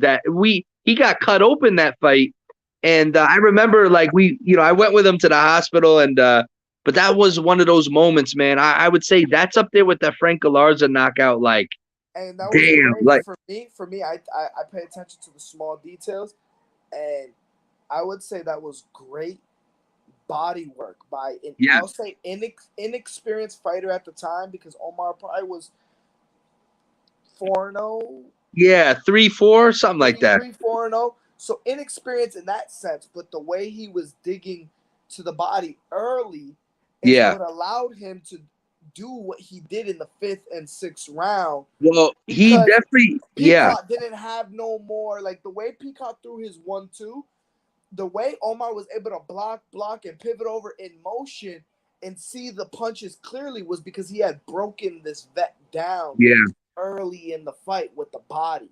Omar ate that body up.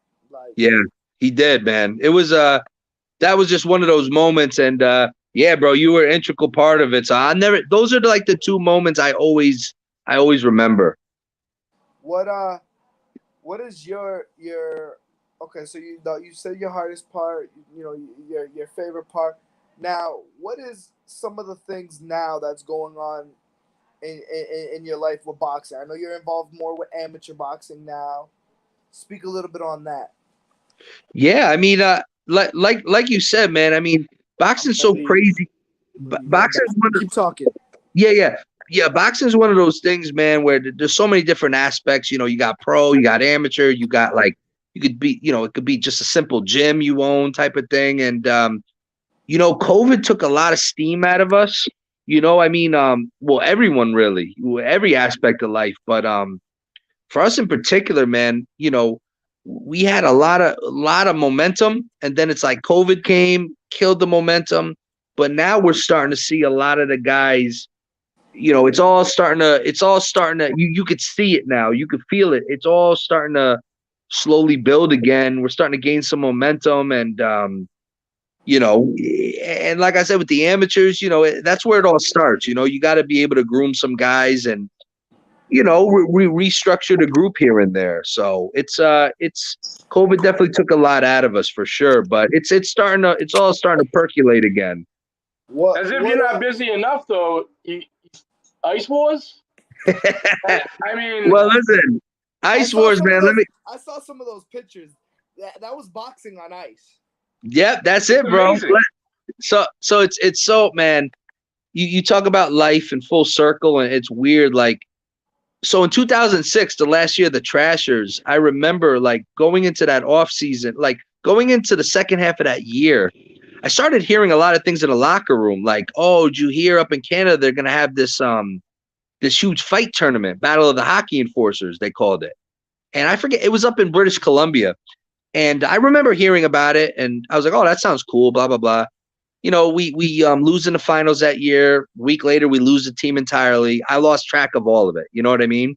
So unbeknownst to me, when we're going through all this craziness at home, this event, and it's on YouTube, I think, still in 2006, it was called Battle of the Hockey Enforcers. It was like 18 guys. They had like a round robin one night tournament.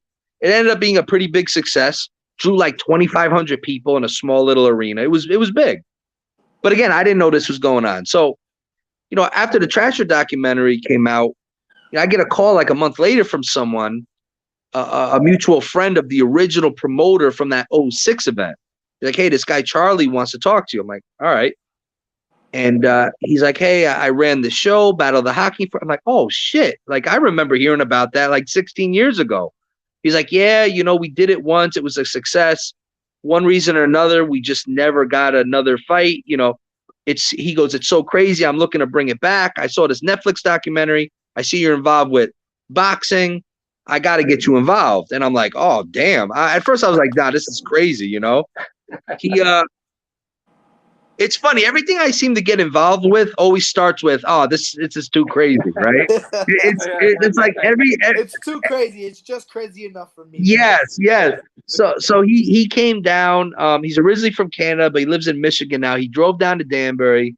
We spoke, and man, listen, I'm not big with having partners because, again, I'm a little bit of a control freak. I like to do my own thing. But he said, "Nah, man." He goes, "Look." He goes, we saw what you guys did with the Trashers. You seem to be doing okay with boxing. Like, he basically gave me like, he's like, "Look, you run with it, man. Like, you brand it how you want. You got full creative, however you want to do it." And I was just like, I had to think about it. I'm like, you know what? This is pretty crazy. We got some momentum back with hockey stuff. So then I started saying, like, dude, prize fighting on ice. You know what I mean? I mean, I don't want to brand it as hockey fights because there's no hockey being played. You know what I mean? Like, so I'm like, this is crazy because like all the things from boxing now that I've learned and continue to learn, I'm bringing over there. But I'm also, some of the shit I hate about boxing, I'm changing over here. So it's like we're literally creating a combat sport from scratch. And man, it's been, it's really no different than boxing. It's day and night work. The only difference is, like, again, you talk about the Wild West, like we're literally creating something from scratch. So even like rules, regulations, like we had our first event May 21st. I was out in Canada, and dude, it was insane. I mean, it was AJ, you talk about the difference between boxers and I'm not knocking boxers. I'm in boxing full time, but dude, I had a guy. So these guys, we got a lot of guys that wanted to do it who ended up fighting. First of all, none of them in the beginning thought they'd get paid for this. I'm like, dude, you're getting paid like a purse. Like, it's like boxing. They're like, "Oh, really? Oh, that's great." They were willing to do that for nothing, bro. And dude, time to promote some shows in Canada, bro. Bro, listen to me, bro. Same stuff. Like, I'm like, "Look, we'll get you a flight if you need a fly-in, hotel." They don't get treated like this in hockey. This one guy is like, "Listen, I'm gonna drive there." I'm like, I figured he's a drive-in, right? I figured he lived around Edmonton. I'm like, "Oh, where do you live?" He's like, "I'm in Toronto." So I'm like, "Dude, that's far away." He goes, "Yeah, it's a 2-day drive, but I'll be there." I said, "Dude, I'll get you a flight. You don't have to drive." He goes, No, I'll drive. Just throw me a couple dollars for gas. Don't worry about the flight. They're expensive." Here, meanwhile, a boxer. If I have to get a boxer to wants him, his girlfriend, first class, if it could be a 3-hour drive and they want a flight, dude. And I mean, I was just like, these guys are nuts, bro. After the fight, no one asked for a check. I had to hound people to give them money. I'm like, guys, here's your check. They're like, oh yeah, no, thanks, man. Like, dude, it's such an insane concept. And the first show went pretty well. Definitely a lot of improvements we have to do, but it's looking like we're gonna have the second one again, probably in Canada again, August 6th. It's crazy, bro. We had one video clip on Twitter go viral. It almost had 1 million views. I had a brother versus brother matchup, which was insane. Dude, it's like combining. I'm trying to combine like wrestling and boxing. That's what I was gonna say too. Dude, it's the characters, bro. Like the characters are and you know what? We're highlighting blue collar guys. You know what I mean? Like regular guys, and they love it, man. They're loving it, and we'll see, man. But you know, I love to bring it to the States, but you know, as AJ knows, with regulations and getting it sanctioned, you know, dude. You know what? I think we're gonna be able to get sanctioned. You know what I mean? Because honestly, if they're sanctioning like MMA now, I mean, there's no reason why I don't think we should be sanctioned because our guys wear MMA gloves. They have helmets. You know what I mean? There's just something about ice where people lose their minds. They think they're going to crack their heads open. Like, think about how many years there's been hockey fights. And I don't personally ever remember seeing a guy getting their neck sliced open from a skate or their head cracking. There's something about being on ice where people are like, oh my God, that's crazy. They're going to crack their heads open. I'm like, well, what about boxing when a guy falls on that canvas, dude? I'm like, listen, man. I think it's a setting where even though you expect fights, you typically kind of won't. Like, for example, I get hyped up when I see football fights. Like, I'm like, you know, I work for similar to like what you did with hockey and your dad. I work for a young owner of an IFL team. His dad also helped believe in his dream and he's taking it far. But like me, like, I mean, I'm damn near, like, my dad's like, yo, you need to chill out. Like, I'm damn near on the field ready to throw blows with 6'6", some big boys, man.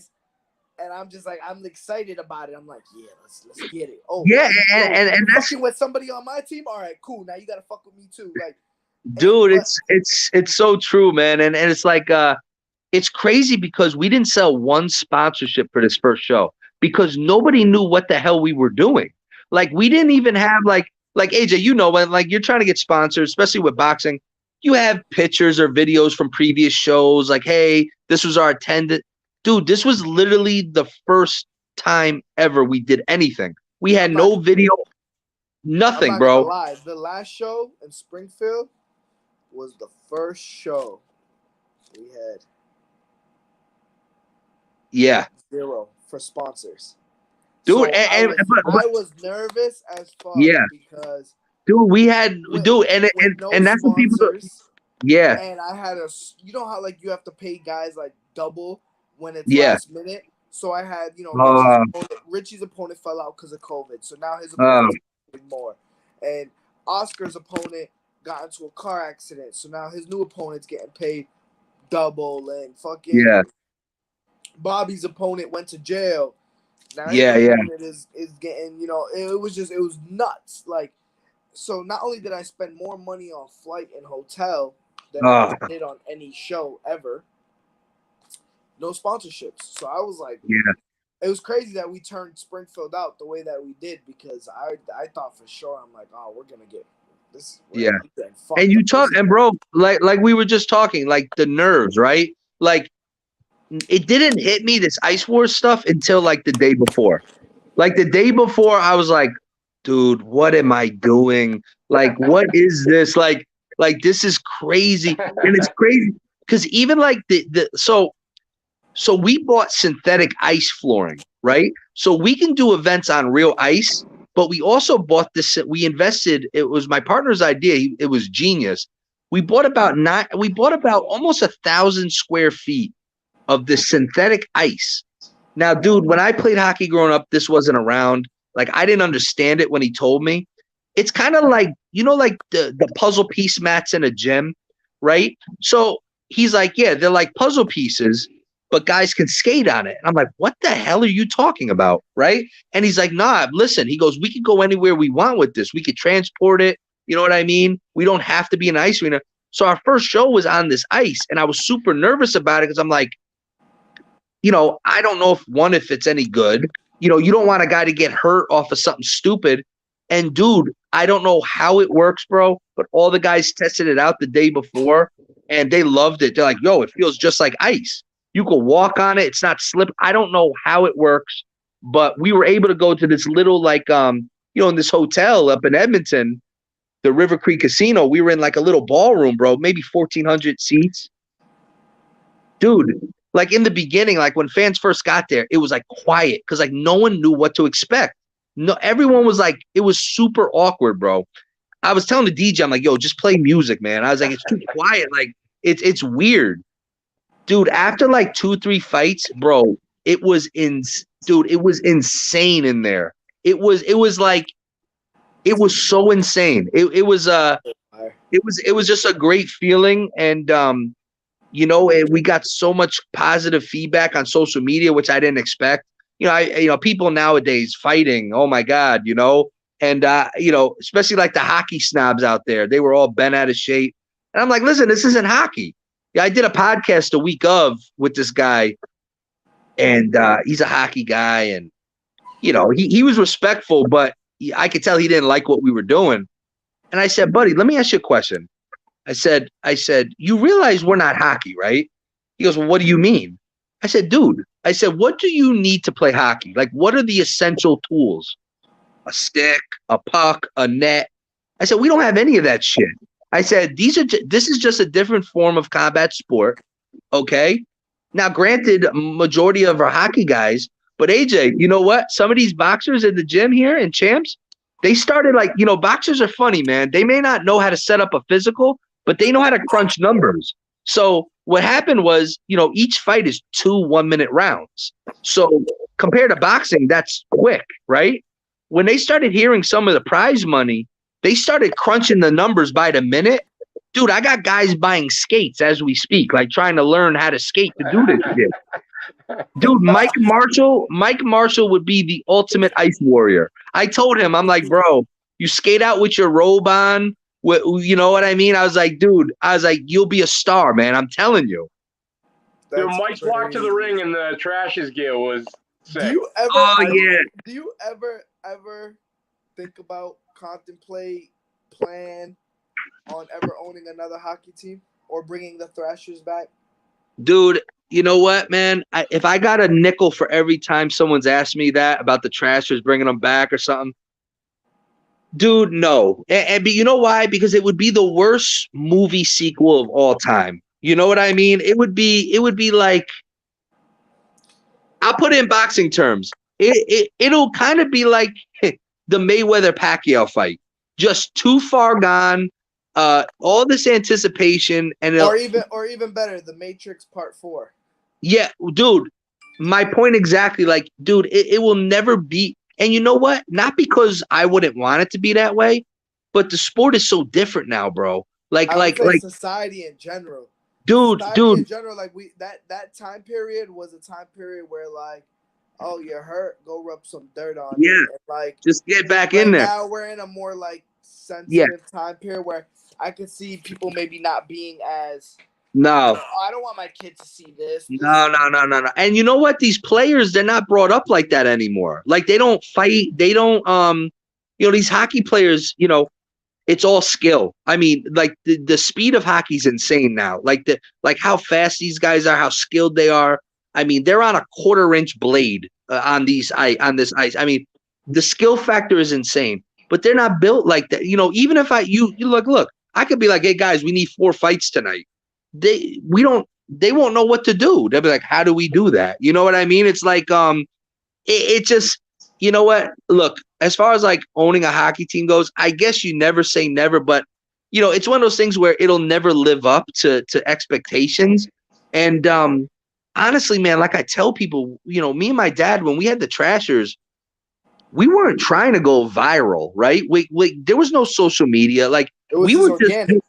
we were just doing things for the fuck of it, bro. Like we were just doing things to make ourselves laugh. To like, we were creating something crazy. We are trying to make our fans happy. Like, dude, we never like nowadays, like I watch videos like my wife. I hope she doesn't hear me. My wife is a sucker for these social media videos that is so fake, bro. You could tell it's so fake, but she thinks everything's real. Oh man, I'm like, that's a fake video. They're just trying to get views. It's so fake, dude. We never like tried to be famous, or we never knew like Netflix wasn't even there wasn't even a Netflix in 2004, like we didn't want to be famous. Like we just were trying to do something crazy. So like I don't think you could ever duplicate it because there's just it was just a crazy time, man. And but I will say this, I will say, and I will say this though, bro. I think Ice Wars is probably the closest you're gonna get to what we had with the Trashers. I'm trying to create something so crazy, not just the hockey fighting, but just the vibe of it. It's like the bare knuckle fighting. It's just so dude, crazy. It's almost like pretty much a street fight in a way. Yeah. The bare knuckle boxing. So I get what you're saying. Sports as a whole has changed. No, I mean, I remember growing up in a Red Sox Yankees series. Oh, you were guaranteed.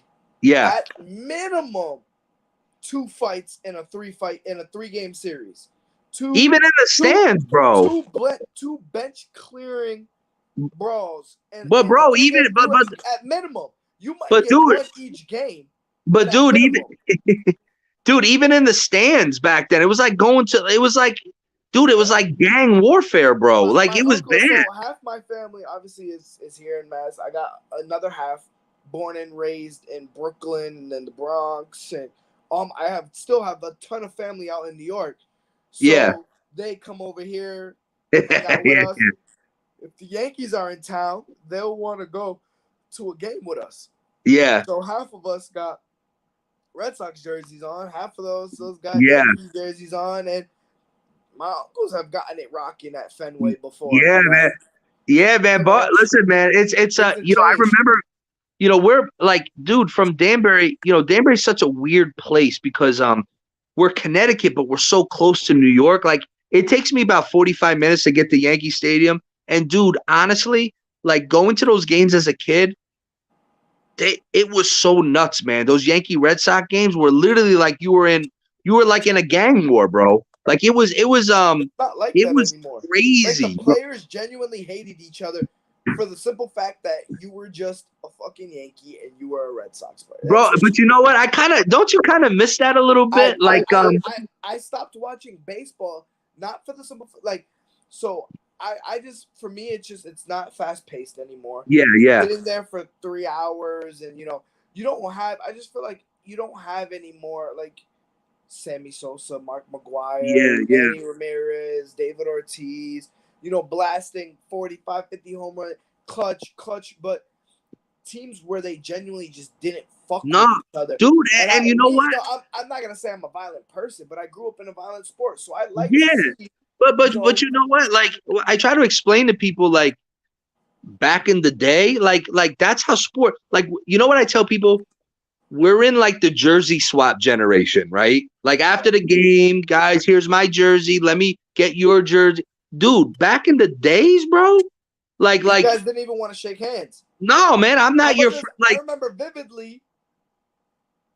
I forgot who it was that fell, but I remember vividly Kevin Garnett coming over, and pushing the other team's player who was trying to help our player up. Yes.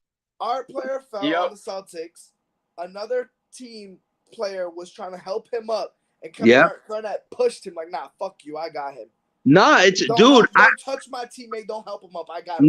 No, like, dude, and that's how we grew up. And like you said, it doesn't matter whether you're a violent person or not. It's just a different generation. Like it's competitiveness. I would never like if I saw a Yankee swap jerseys with a Red Sox, I would be so pissed. And Can you imagine Manny Ramirez and Alex Rodriguez? Oh, no, hell no. At the end of a game. No, but now you see that. You'll see that in other sports. Like, I don't know, man. Look, like it's just different. And I tell people, look, different doesn't mean better or worse. It's just different. It's hard. It's sometimes it's, you know what? Like I said, I'm going to be 36. It's different. I hit 30. No, not actually. No, I just ate. Happy birthday, AJ, by the way. I hit Tonight's his 29 birthday. in like an hour or so. But Oh, it's your birthday today? Hell yeah. At midnight, it'll be June 2nd. Oh, man. Happy birthday. Thank you. But now I feel like I finally reached the age because now I'm older than guys in the league. I'm no longer looking up to guys that are older than me. I'm older than these guys in the league. But I feel like my old ass uncles that used to talk shit to me, like, you don't know boxing, you don't know football, back in my day, I had this and we did this, and I kind of now feel like my old ass uncles because I catch myself like, dude, I do it, bro. I do it all the time. Sport. I'm like, I do back it in my day. My day was only like 15 years ago or whatever. No, but like, it's so, dude, you're so right, man. So I do different. this. I do it. It's so different. And social media, man. I mean, like you said, it's just things are just so. And you know what it is about kids these days? I was clowning this young kid at the gym. Kids today, like they don't have favorite teams. They have favorite players. I just got into an argument yesterday. Now, kids, like to not know what loyalty is. No. Like, what do you mean? I said, I can't even. Not only can I not respect you as like having a sport conversation, I can't respect you as a man. Nah, man. You have no loyalty. How you figure? I like LeBron. I know you like LeBron, but that means last year you were a Laker fan. Yeah. 4 years before that, you were a Cavs fan. Yeah. 3 years before that, you were a Miami Heat fan. Dude, and then 3 more years before that, you were a Cavs fan. Dude, it's so, bro, you know what, man? It's so true. Like these kids, like I'll be like, I meet a kid, like, hey, you play any other sports? Yeah, I play baseball. I play. Oh, who do you like? They don't know. They're like, oh, I like, like you said, I like Kevin Durant, or I like this one. Let me tell you something, bro. I'm a huge Raider fan, and I've always been a Raiders fan. We've had a tough life, thanks to the fucking Tuck rule, because of fucking Tom Brady. But he admitted it. Oh please! I believe the Bucks. You could blame the Bucks for that as well. Yeah, but listen. So here's the thing. A few years ago, we had Khalil Mack, and Khalil Mack was my favorite. I loved him. We ended up trading him. It hurt me bad, but I unfollowed him on Instagram. I'm like, you're not with us anymore. I don't want to follow you. You know what I'm saying? Like today. Like if I was like, how do you think I feel about Brady? My whole life has revolved around this man. Now, granted, when you left, I wish the best for you. If my team's not in the playoffs, I'll probably root for you. But at the end of the day, I'm a New England Patriot. Well, no, you guys are a real fan. Let me tell you something. That's what makes. I posted on Twitter when we had won Game 7 against the Heat. I said this win feels better for the Celtics fans that have been riding not only in the last few years, before the 2008 season, after the 2008 season, even a couple years ago when we were dog shit. Dude. And like this win feels better for us fans that have been fans, not guys who are like, I like Jason Tatum. Yeah. Like, dude, I listen. Guys leave, you don't care about the team. Listen. I don't know exactly when the day will come, but when the Knicks are good again, bro, it's gonna feel so good because I'm a huge Knicks fan and we're trash. Dude, hold on. They're young. I think they're good though. Danbury, Connecticut is a fucking Oakland Raider fan. Well, let me explain. Hold on, a New York Knicks fan. Now I want to hear who your favorite baseball team is. Listen, so this is what I was trying to explain before. So Connecticut is a weird state, bro, because like anything from like Waterbury west, like Connecticut doesn't claim us. Like we're so close to New York. Like New York doesn't claim us because we're Connecticut. And Connecticut, like unless it's Hartford, like they don't care about anything good that's going on. So like I feel like what you see in Connecticut split. There's like New York, Connecticut, and then there's like New England, Connecticut. Yeah. Because well, half of you are tri-state, yeah, and then half of you are New England. yeah. So all my teams are. It's funny.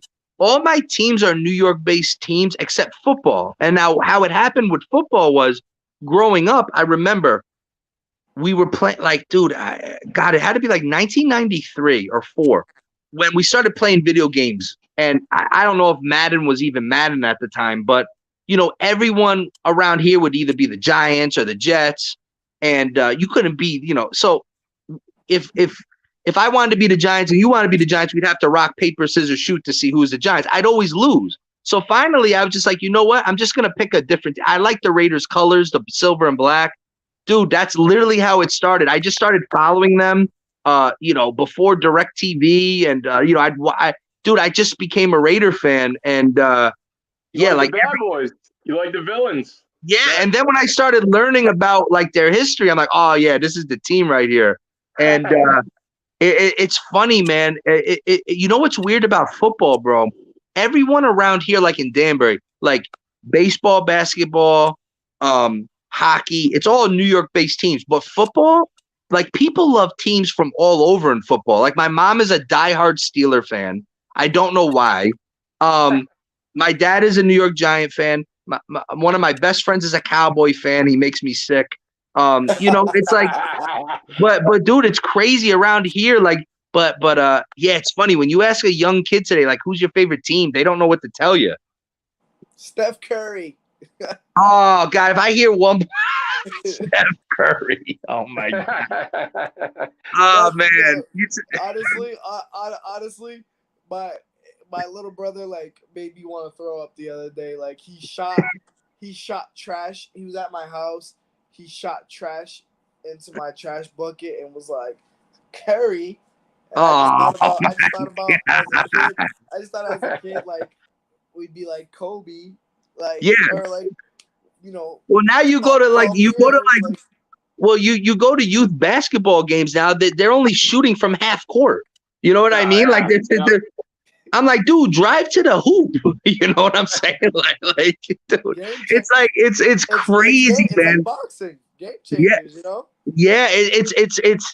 But you know what? It's kind of fun as you get older. Like, it's funny because, like, now I'm at the age, right, where, like, kids at the gym, like, they'll come to me as, like, the elder statesman. I'm 36 now, right? So they're like, what was it like back in the 90s? You know what I mean? Like, we've heard so much about it. I'm like, dude, the 90s was the best decade ever, bro. I was like, it was like, but it's crazy. It's like talking to someone who experienced dinosaurs, right? It's like, 9/11 is in their history books. Yeah, bro. And it's like, dude, what was it like? How insane is that?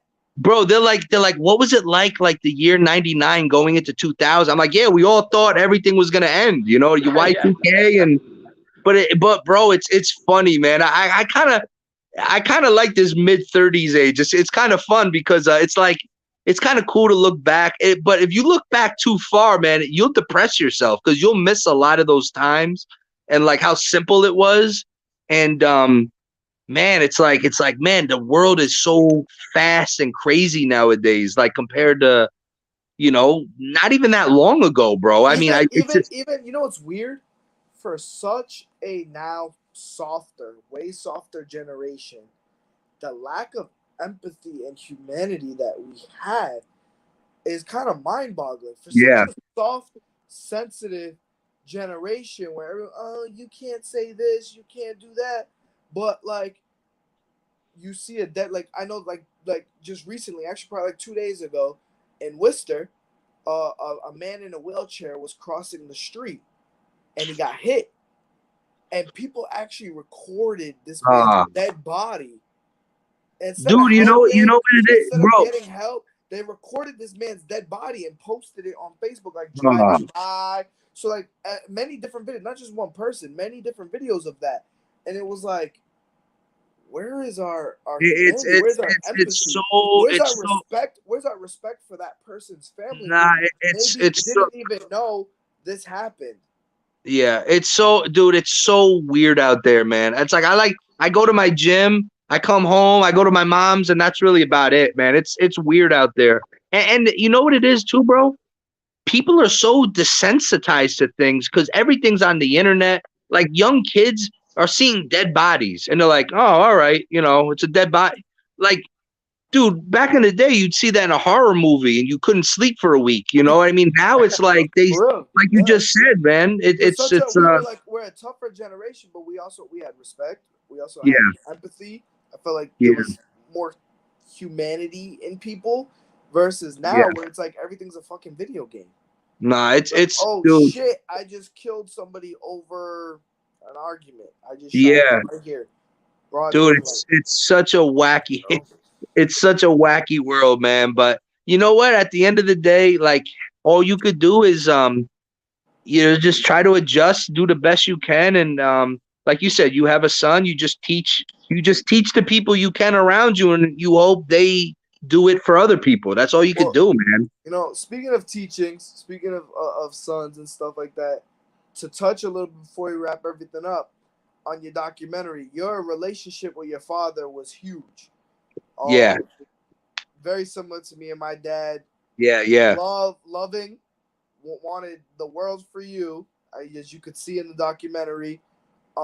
Stressed loyalty, showed loyalty even through all that adversity that he faced when a lot of people would fold.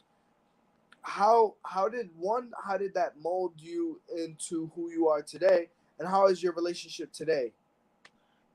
Listen, man, I tell people and it's hard to sometimes I don't even know if people believe me, but it is what it is. I can't prove it. Like, I've been by my dad's side since like 4 or 5 years old. I would spend the majority of my summers like with him at his office. Like, sometimes I didn't even know what the hell I was doing there. I would just sit all day and watch him. And it's really crazy how much I've absorbed, but absorbed. And we've always been close. And you know what though? I tell you, it's not easy sometimes. Like like when you're dealing with your father, and I'm sure for them too, it's not always the easiest relationship because one, it's always tough to mix business and personal to begin with, but also, it's not always easy. I'll just put it that way. And you know what? There's times where there's some friction, but I would say now, believe it or not, I would say our relationship is better than ever. Like even from back then. Really? Yeah, because I tell you, back then I was still a kid. You know what I mean? And now I'm, I guess, I'm a man. I'm mid 30s, and it's different. Like I would say we're almost like really like buddies now. Where back then we were always friends. It's my father. We love each other. But it was more like, that's my dad. I'm a teenager. He's my elder. He's still my elder now, but it's a little, I don't know. It's a little different where as I've gotten older, there's been difficult times like any relationship, but I would say we're closer now than ever. Like I could just pick up the phone now and call him just to bullshit, where in the old days it would like be business or that's really all it was. You know what I mean? So it's not always easy. A lot of people think it's easy. Oh, your Even dad. when you were running the Thrashers, it was like that? Yeah, I mean, it was, dude, oh, man, those were some stressful times, man, because he treated me just like anyone else. Like, it's crazy. He was, half the time, he was my ride home after games, right? So it's like, dude, if we were sucking, like, he would lay into me, man. Like, what, we suck? Like, what's going on? Dude, he treated me like honestly, no joke. There was one time the second season where I really thought he was gonna, I don't know if he would have fired me, but he would have demoted me or something. Like I really we were slumping and man, it was just like, man, he was I mean, it was so uncomfortable times, bro. You'd go home, like he was my ride home. Like we go home and he'd be yelling at me the whole way home. Then you get in the house and it's like, your house is supposed to be your sanctuary, like your chip, and it's just like you're eating in silence around each other. It's just like it's not easy, bro. It was, dude. It was such a crazy time. But no, there was one time where I was like, man, I don't know if he'd publicly fire me or something like that, but I was like, I have a bad feeling. I think there might be a new GM in here one day because like we're not doing so well. It wasn't easy, but You know what? I lean on him for everything. Like, and again, like I've learned so much. Not even just like lessons he teaches, like not just like words. Like, he's taught me a lot, but just things I've observed. You know what I mean? Like you said, loyalty, respect. Like you could tell anyone, hey, you got to be loyal. Doesn't mean you're gonna be loyal, right? So it's like I saw a lot of it, and a lot of good, a lot of bad, but you just try to take all those lessons and like I said, I have a son coming soon in September, and it's scary, bro, because honestly, like I don't know how I hope I could be half the dad my dad is to me, and it's like it's scary because it's like he set the bar high for me, you know what I mean? So hopefully it'll work itself out. Yeah, no, that's The other thing I wanted to ask you too, what is the NXT? I see you're in the ring. Oh yeah, Wrestling has been your thing. I mean, dude, you had The Rock roll up to your birthday party. That's incredible. That part of the documentary, I was that's like, clout. That's clout. Yeah, that's ridiculous. But dude, it was so crazy because wrestling was my first love. Even to this day, I watch it. I'm a wrestling nerd, man. I don't care. I watch it. I love it, bro. I just enjoy it, man. And again, it was 1997. It was like right before they all like popped, right? Like right before like that Attitude Era, like right before, like he wasn't even The Rock at the time. He was Rocky Maivia, right? Yeah. Like Triple H wasn't even Triple H yet. So like I remember the day before my dad telling me like, hey, we're having these guys over. Because my dad was friendly with the old wrestler. His name was Lou Albano, Captain Lou. Oh, and so my dad grew up with his uncle or something, but my dad was really close with Captain Lou. And I guess the same day as my birthday party in 97, the WWF had like a house show in New Haven. So my dad arranged it where, they came and dude, it's just like they walk through your backyard, right? And it's just like, what the hell? Like it was, dude, to this day, it's crazy. And, through Netflix, like WWE, like they've reached out to me and they really, because I've always talked so positive about wrestling. And, I got involved with NXT with Tony D'Angelo, the wrestler. I'm in a storyline currently with them. So it's funny, like you're on call. Like sometimes they'll call you like, hey, you need to come down. And, it's a blast. But I tell you what, man, those wrestlers, I have so much respect for what they do, man. Even more from seeing behind the scenes. Like just all the stuff, like these guys work like 14-hour days. It's insane. And it's been a lot of fun, man. And I'm learning a lot. Like I like to observe and like even with like Ice Wars, like I've gotten a lot of ideas through things I've been learning through the wrestling and stuff. So I keep lobbying so bad for them to put me through a table one day, but they haven't bit on that idea yet. And every time I go down there, I'm like, please, can you let me, like, I'll sign any waiver. I just need footage of me going through a table. And they're like, nah, we can't do that right now, and this and that. And I'm like, come on. I was like, I'm going to keep asking until I get it, man. I'm going to speak it to existence. You were at a wrestling event not that long ago, I saw. Yeah, I was there. I was there. And everything. Yeah, dude, it's crazy, man. It's like, bro, I'm like a little kid. Like, I just love it. And it's funny, it's funny. So Triple H, I actually saw him backstage maybe a month ago. And again, he was at my birthday party. He's been all over the Netflix doc. And, when I saw him, again, I didn't go up to him and be like, hey, you were at my birthday party in 1990. I just, hi, how you doing? He said, hey, how you doing? Then like an hour later, it must have clicked or someone must have told him, who I was. And he came up to me and he was smiling. He goes, oh, I didn't recognize you. And I said, dude, it's the last time you saw me was 1997. And he just started laughing and he's like, oh, I'm a big fan of the doc. That was awesome. And yeah, really cool, humble guy. But it was really funny. Now, did the way that things ended, did that catch you by surprise, or were you at the age where you kind of like were on to things? Yeah, no, I mean, listen, as far as that stuff goes, I mean, look, yeah, I've always been around my dad. I mean, we all kind of knew, stuff that could be happening, stuff that couldn't be happening. And honestly, it really wasn't a major shock when it all happened. It's just a matter of, when it happens. You know what I mean? I mean, it's just, you kind of know, all right, well, there's a really good possibility that this is going to happen. It's just, you lose sleep waiting for it to, you're waiting for that other shoe to drop. You know what I mean? And yeah, I mean, it was tough. I mean, it was like, it's tough, but you know what? Again, my dad, he's never blamed anyone else. He's never made excuses. And you know what? He took it on the chin.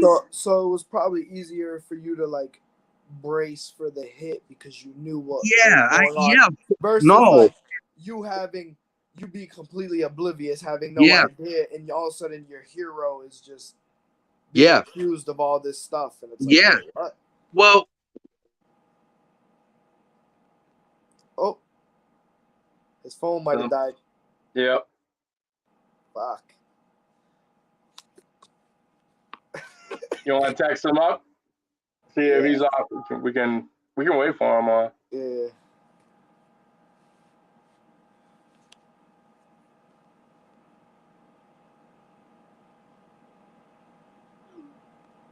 It's amazing, dude. He is. How humble is he for what the people he's been around? Like, that's crazy.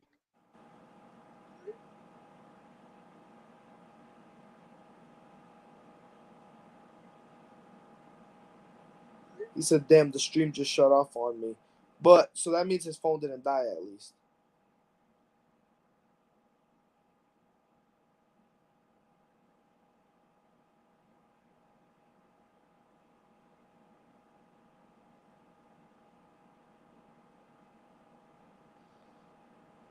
Nope. He's back. Sorry, guys. I don't know what the hell just happened there. You're good. I was worried that your phone died. I was like, oh, shit. Nah. I don't know what you. But no, we still rolling or? Yeah, still rolling. No, so no, like, I guess exactly what you said. I guess it was kind of easy to embrace it. You brace for that fall almost, and and it's true because there was 30 individuals in that indictment, so it wasn't just him. And it's crazy because I would say about 3/4 of the other didn't warn anybody really, and like you said, I saw it, like seeing how families had to deal with it and kind of catching them by surprise. It was tough, but I was always around. I was always around him, the guy. Like I let me put it to you this way. It was almost to the point, this is going to sound really strange, but it was almost to the point where I was kind of nervous in a way I didn't get indicted as well. Not because I did anything wrong, but just being around people, sometimes you get, you know what, bro? If you're around a lot, if you're close with a lot of people and 30 guys get picked up and just so happens you don't, or another guy doesn't, and you could be totally innocent, but then it starts to become like, well, why didn't he get picked up? You know what I mean? Like all of a sudden it's like people start, they, usually with indictments and stuff, like, people get a little paranoid. Now it's like, well, why the hell didn't he come with us? You know what I mean? It was almost to the point where in a weird freak way, I was almost nervous. Like, I hope they don't think like they put some sort of weird pressure on me and, I'm scot-free and everyone else is going away. It sounds weird, but that's the type of stuff that can make you paranoid. And weird times, man. It's just, it was unfortunate. But again, my dad never blamed. He always said, hey, listen, I would go visit him every week, basically. And, hey, listen, I did this to myself. No one put a gun to my head. Things happen.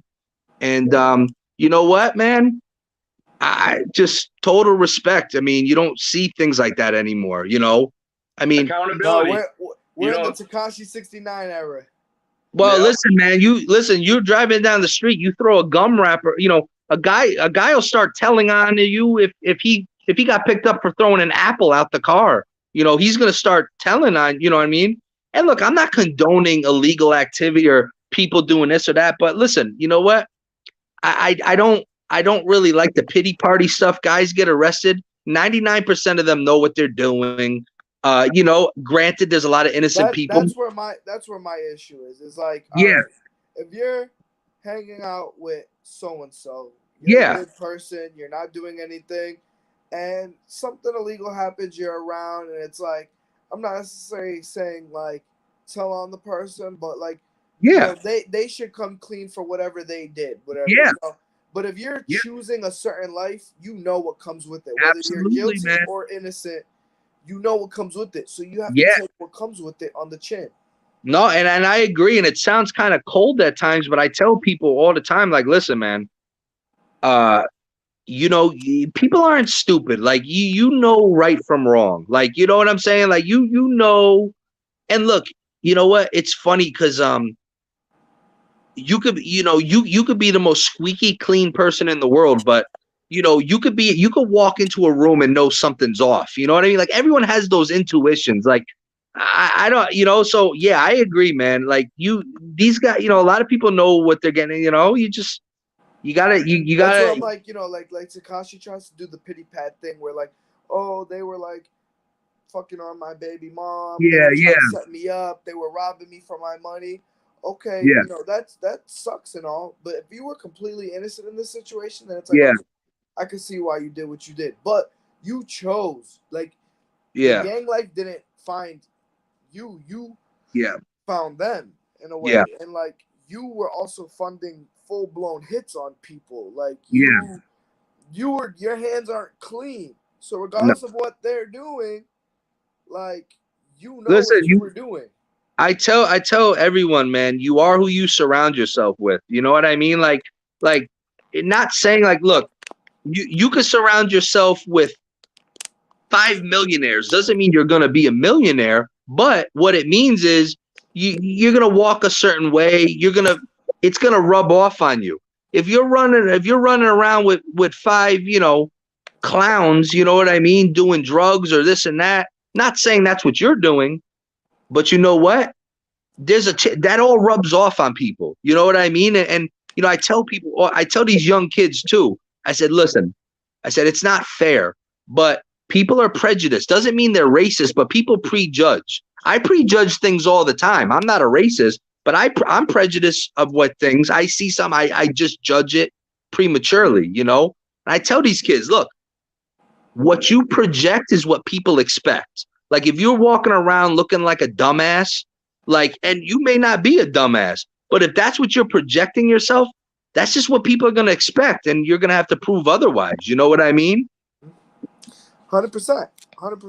I felt like even like before knowing your story, you know, before seeing your documentary, or even before knowing my story, you know, everyone like will have an assumption. Prejudice is premature judgment on, oh, he got to where he's at because of his lucky dad. break. Lucky break, or he got what he got because of his dad, or he is where he is because of his dad. It's like something like that might help, but if you really think about it, at the end of the day, you have to play the cards you're dealt. Let me tell you. People do you know got a royal straight flush? Yeah, completely fold that bitch. Listen, man, I've struggled with things like that my whole life, to the point where I used to feel guilty sometimes with some of the opportunities I have. But let me tell you why I don't feel bad anymore. Let me tell you something. I tell people, don't judge somebody based on what they're given. Judge someone on what they do with what they're given. Because here's the thing. I could give someone $1 million. 99% of them will blow it within 2 months. Maybe 1% of, yes. All right. So you know what? All that, you know, and I used to grow up, I used to be self-conscious about it. Like, you know, we didn't have Bill Gates money, but we were fine. I never have to worry about a meal or anything, you know, but you know what? I used to feel bad, like, you know, so-and-so doesn't have what I have. And you feel almost bad about it. Now, I don't feel bad about it because you know what? I've had to hustle play too. The cards. No, and exactly. And you know what I tell people too? It comes down to respect. I've had to earn respect twice as hard because of, you know, listen, if you start life on second or third base, okay, if you don't make it to home, you're a fuck up, bro. You know what I mean? You know, like I tell people, look, you could start anyone on third base, but if they don't make it home, you're a dog, and it's twice as much pressure, okay? And to gain respect is twice as hard. And I tell people, look, everybody is fighting something. Everyone has everyone has a battle. I don't care if you live in friggin' Buckingham Palace or whatever. You had a prince want to leave England, right? You had a prince and princess try to flee a kingdom. So no matter where you are, bro, everyone's got something they're battling. You know what I mean? I deal with it with the same way. Like, yes, does my dad help me with the business? Of course. Has he ever, in any of our shows, helped me make a fight? No, but you know what? No. But you know what I tell people? That's what your dad. That's my work, my creativity. Yeah. That's one of the things he's completely hands off. He might be hands on for other things, but when it comes to actually making a fight, he's always been hands off. But I tell people, like, you know what? That's what a dad's supposed to do, is give you an opportunity. Like, I'll do the same thing. You know what? Look, I get it. Not every father can do certain things, but you know what? Listen, and all those naysayers, bro, I say to them, look, you're telling me if you weren't in AJ's shoes, you wouldn't take the opportunity? Are you going to pretend like you wouldn't do it? You're full of shit. That's all it is, man. Yeah. Oh, 100%. And then there's that, but then there's also your age factor. I feel like coming into a world where you're the youngest of a group of people, there's just that lack of respect in general. Of course. He thinks he's a know-it-all because of his dad, or it's not easy, man. It's crazy. I'm like, look at not to knock anyone, look at Andy Reid's son, right? Yeah. Dude, your dad's an NFL coach. You were working for the Chiefs right before they were about to go to the Super Bowl, and then you kill someone on a OUI. Yeah. Yeah. It's every card possibly. You had a royal straight flush. Yeah. From financially being okay to getting even looked at. You were on the staff as a coach for a Super Bowl team when there was probably way more deserving people. Yeah. Not that Steve Belichick is not a great coach, but let's be real here. You're one of the coaches of the Patriots because of the greatness that your dad has done. But it's still ultimately up to him. 100%. The hard work, the hours to prove he belongs and to do something that he genuinely loves to do. And it's even harder for the son because there's always that shadow. Like, oh, my dad's Bill Belichick, right? He's always going to get compared to, it's like LeBron's son playing. Like, the pressure. So I tell people, don't judge someone based on a certain, like just because, and you know what? It's all sick-minded. It used to make me like I don't do it now. I'm a grown-ass man. It's like, it is what it is. But the comparisons between me and my dad used to start to drive me so crazy. Yeah. That I got piercings because he's against them. Yeah. I got tattoos because he's against them. You rebel. Not that I rebelled against. But you try to separate. But I tried to look different. I tried to be even my fighting style. What naturally worked for me, believe it or not, was because I grew up watching it, was his style. Yeah. But I tried something completely different. Yeah. Because I didn't want to fight like him. I didn't want people to be in the ring and be like, oh, like father, like son, like. So like I tried to adopt. I tried to fight like Manny Pacquiao. That's not my style. I don't have that footwork. I don't have that speed. It just wasn't my style. I was trying to force something that wasn't working. But give away too much. Your debut's coming. It's not over, AJ. I told you that. We try to get him every week a match. Like what I'm saying is that like I just tried to adopt differently because I wanted to try so hard to create that separation, and it's like it's like, you know what? Fuck it. People are always gonna have something to say. Yeah, that's how, bro. That's as long as my son has clothes on his back and his mouth is fed. That's it, man. And I could put him in a better position than I even am in. That's all I really care about. Yeah, no, you're right. But that, like you said, that comes with age and maturity, and people go through different stuff, and it's what you make of it, man. It really is. Like I tell you, man, like one thing, especially with Ice Wars, like I've worked my ass off. You know what I mean? Like I could have, like this Trasher thing came out. I could have had fun with it for 2 months. Yeah. I was on Netflix, yeehaw, all that bullshit. But you know what? I'm like, listen, I got a small window to take this momentum and do something with it. You know what I mean? And Especially during the COVID time. yeah, and you know what? I could have easily sat back and been like, nah, I'll just, let this blow over. But you know what?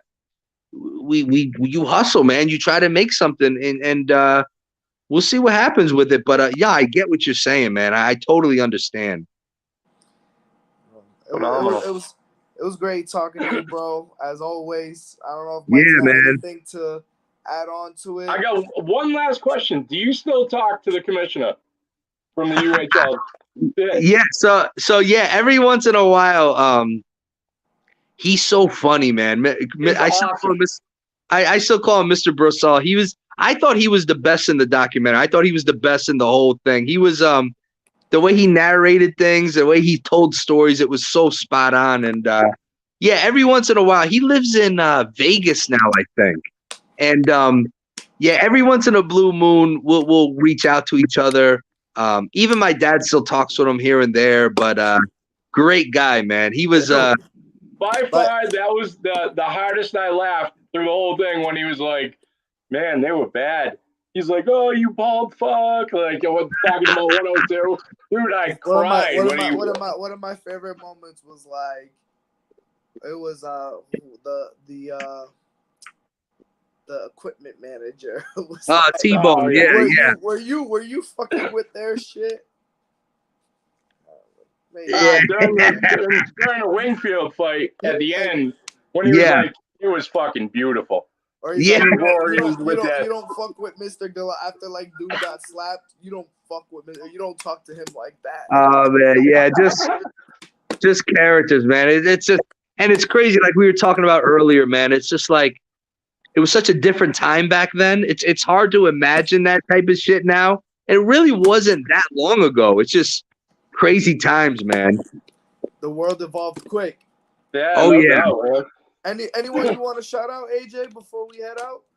Nah, man. Just shout out to everybody. Shout out to you guys. Thanks for having me on, man. Really, I really want to get to that July fight up there, man. I got to check it out, and I owe you that belt. I didn't forget. I got you with the belt, and nah, man. Just everybody. Just the support's been awesome, and just appreciate everyone. Really. Let the fans know where they can find your documentary, where they can find some Ice Wars clips, what you got going on, just so they can. Yeah. So anything, Netflix, if you put in Trashers or Danbury Trashers, Crime and Penalties, with Ice Wars on Instagram or Twitter at Ice's War, it's just stay tuned, man. It's gonna Ice War. I have the same feelings I had with the Trashers at the beginning I have with this. I just think we got something. It's going to take some time to catch on, but even if it never catches on in the States, sometimes that's a good thing.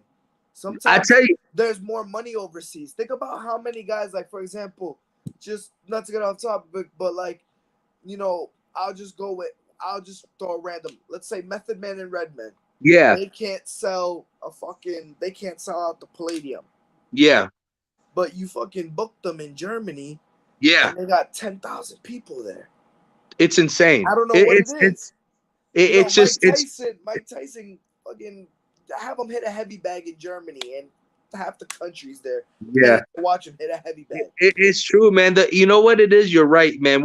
We live in the best country in the world, right? So we think everything ends and starts with America, but the world is so big. And like when I went to Canada, like really wasn't that far, but just felt so, the world is so big. And you're right. It's but I don't know. I got a good feeling about this. It's definitely gonna take a little time, but we'll see how it pans out, man. And what's next for my guy? What's next for my guy Omar?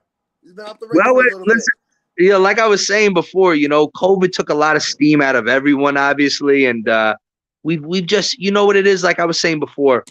Sometimes you just run into it's like baseball, right? You got a guy that could be batting 300, then go on a 10-game streak where he can't get a hit. We've had a little bad luck here and there with some injuries, opponent injuries.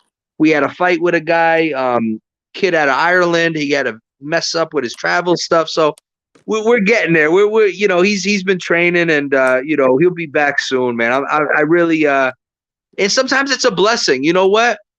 You know, he started, you know, his career was active, fast, fast, fast. You know how that is. A lot of training camps takes a lot out of you. You know, I have a feeling this short time off might pay dividends in the long run, you know? Yeah.